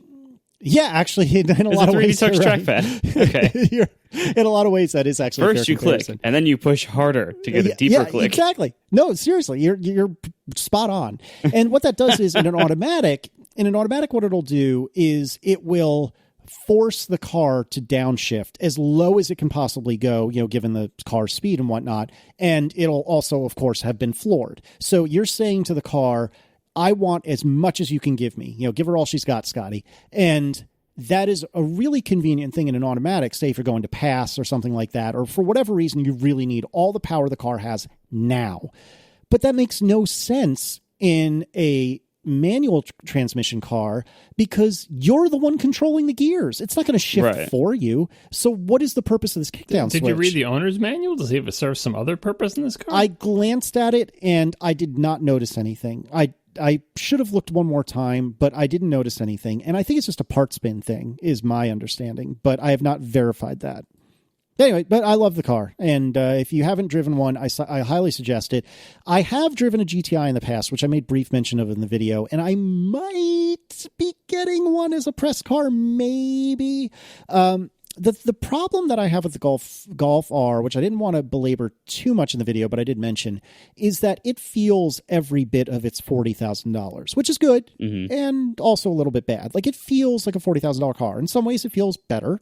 In some ways it feels maybe not like a $40,000 car. Where's my sunroof? But anyway, the GTI that I drove, it was a $32,000 car, something like that. And it definitely felt like it was way nicer than a $30,000 or $32,000 car should be, because it had basically everything the Golf R has, except less power and 2 fewer driven wheels. But the switch gear is all the same. It has a sunroof. It has automatic parking.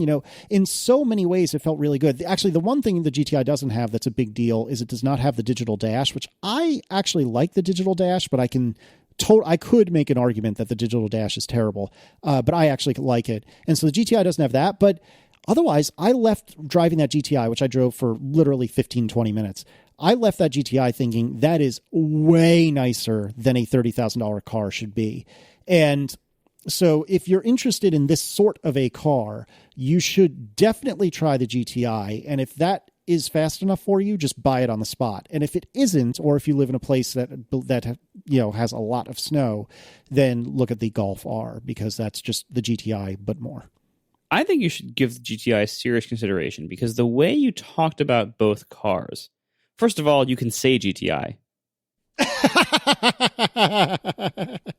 Touche. That's and a fair point. And you seem to like it almost seemed like you were trying to rationalize the Golf R because it's like faster and the better performance version. but it sounded like you'd be happier with a lot of things about the GTI. You are not the first person who have said that, and there is a lot of truth to what you're saying. But I would always miss it, though. I mean, you justified in the video, you brought up a good point, which is, you kind of did that with your BMW, that like you didn't save up for the M3, you got like 335 instead. But first of all, what you got was a car that in many cases is faster than the M3 of the time. I have a feeling, despite all the problems you've had with it, you would have had more with an M3. And, it was still a pretty amazing car, and it was more practical in a few ways. So if you wanted to go either way, I could encourage you. I could justify it. I could give you reasons for either direction that you might want to take here. Based on what you said in the video, I think you probably would be happier with the GTI. And John can stop making fun of the way you say things. That is true, and that may be worth it alone. No, it's still, he's still have to say Golf, right? It's not just the GTI. No, you could just say GTI. I'm pretty sure. I mean, No, it's just a trim level. Yeah, I mean, it is a trim level of the Golf. So John is technically right, but if you say a GTI to anyone... You would never need to say it. Exactly. But you can't just say, hey, I got a new R. Right, exactly right. Because then I have an R8, don't I? That's what I have. You very well may be right. You very, very well may be right. And I still stand by what I was saying, that I would miss that power in the Golf R, but I wouldn't always miss the sunroof. However, I absolutely think you may be onto something. And the other nice thing is, if we decide that we want to go a ever so slightly more frugal approach, and assuming we get a second car at all, you can get a lightly used GTI with CarPlay for not a tremendous amount of money, for like $25,000, $30,000, or maybe even less than that. Wait, isn't that pretty close to the price of the new one? Yeah, it's close. It was like 30, 32? Yeah, somewhere in that range. And again, I mean, that I'd difference, have to just get the new one with the new warranty. Well, that's also true, but or lease it. I haven't looked into how much a used GTI is, but my point is just that, when you go used, it could maybe be literally half the cost of a new R. And then that changes the calculus a little bit. You know what I mean? So I don't know. I'm not sure what we're going to do. We may end up doing nothing, but I don't know.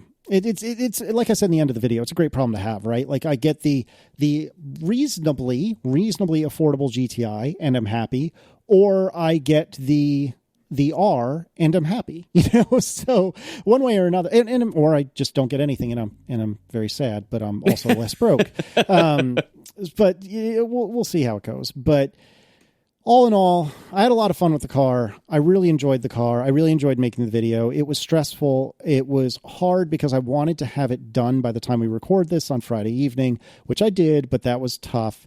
And I'm glad I had the deadline for the record, because that forced me to really get it done and not just dilly-dally for a week. But, since we got back from London, we had a few days where I mostly relaxed. And then that Friday the Friday after we got back was when I got the R. Then I spent all of the following week basically being a ghost and just filming nonstop. And then this week was the week after, where all I did was edit nonstop. And so next week, I feel like I need a vacation at this point. Next week, I am very excited to maybe crack open my iOS app that I haven't looked at in like 6 months, and maybe write some code and just be relaxed for a little while. Because I tell you what, this whole fun employment thing, it's been a lot busier than I expected. Which again is a good thing, but I'm sleepy, man. Yeah, like when you first go independent, you think you'll have all this time, and then life fills it. Yep, life finds a way. That's a reference, John.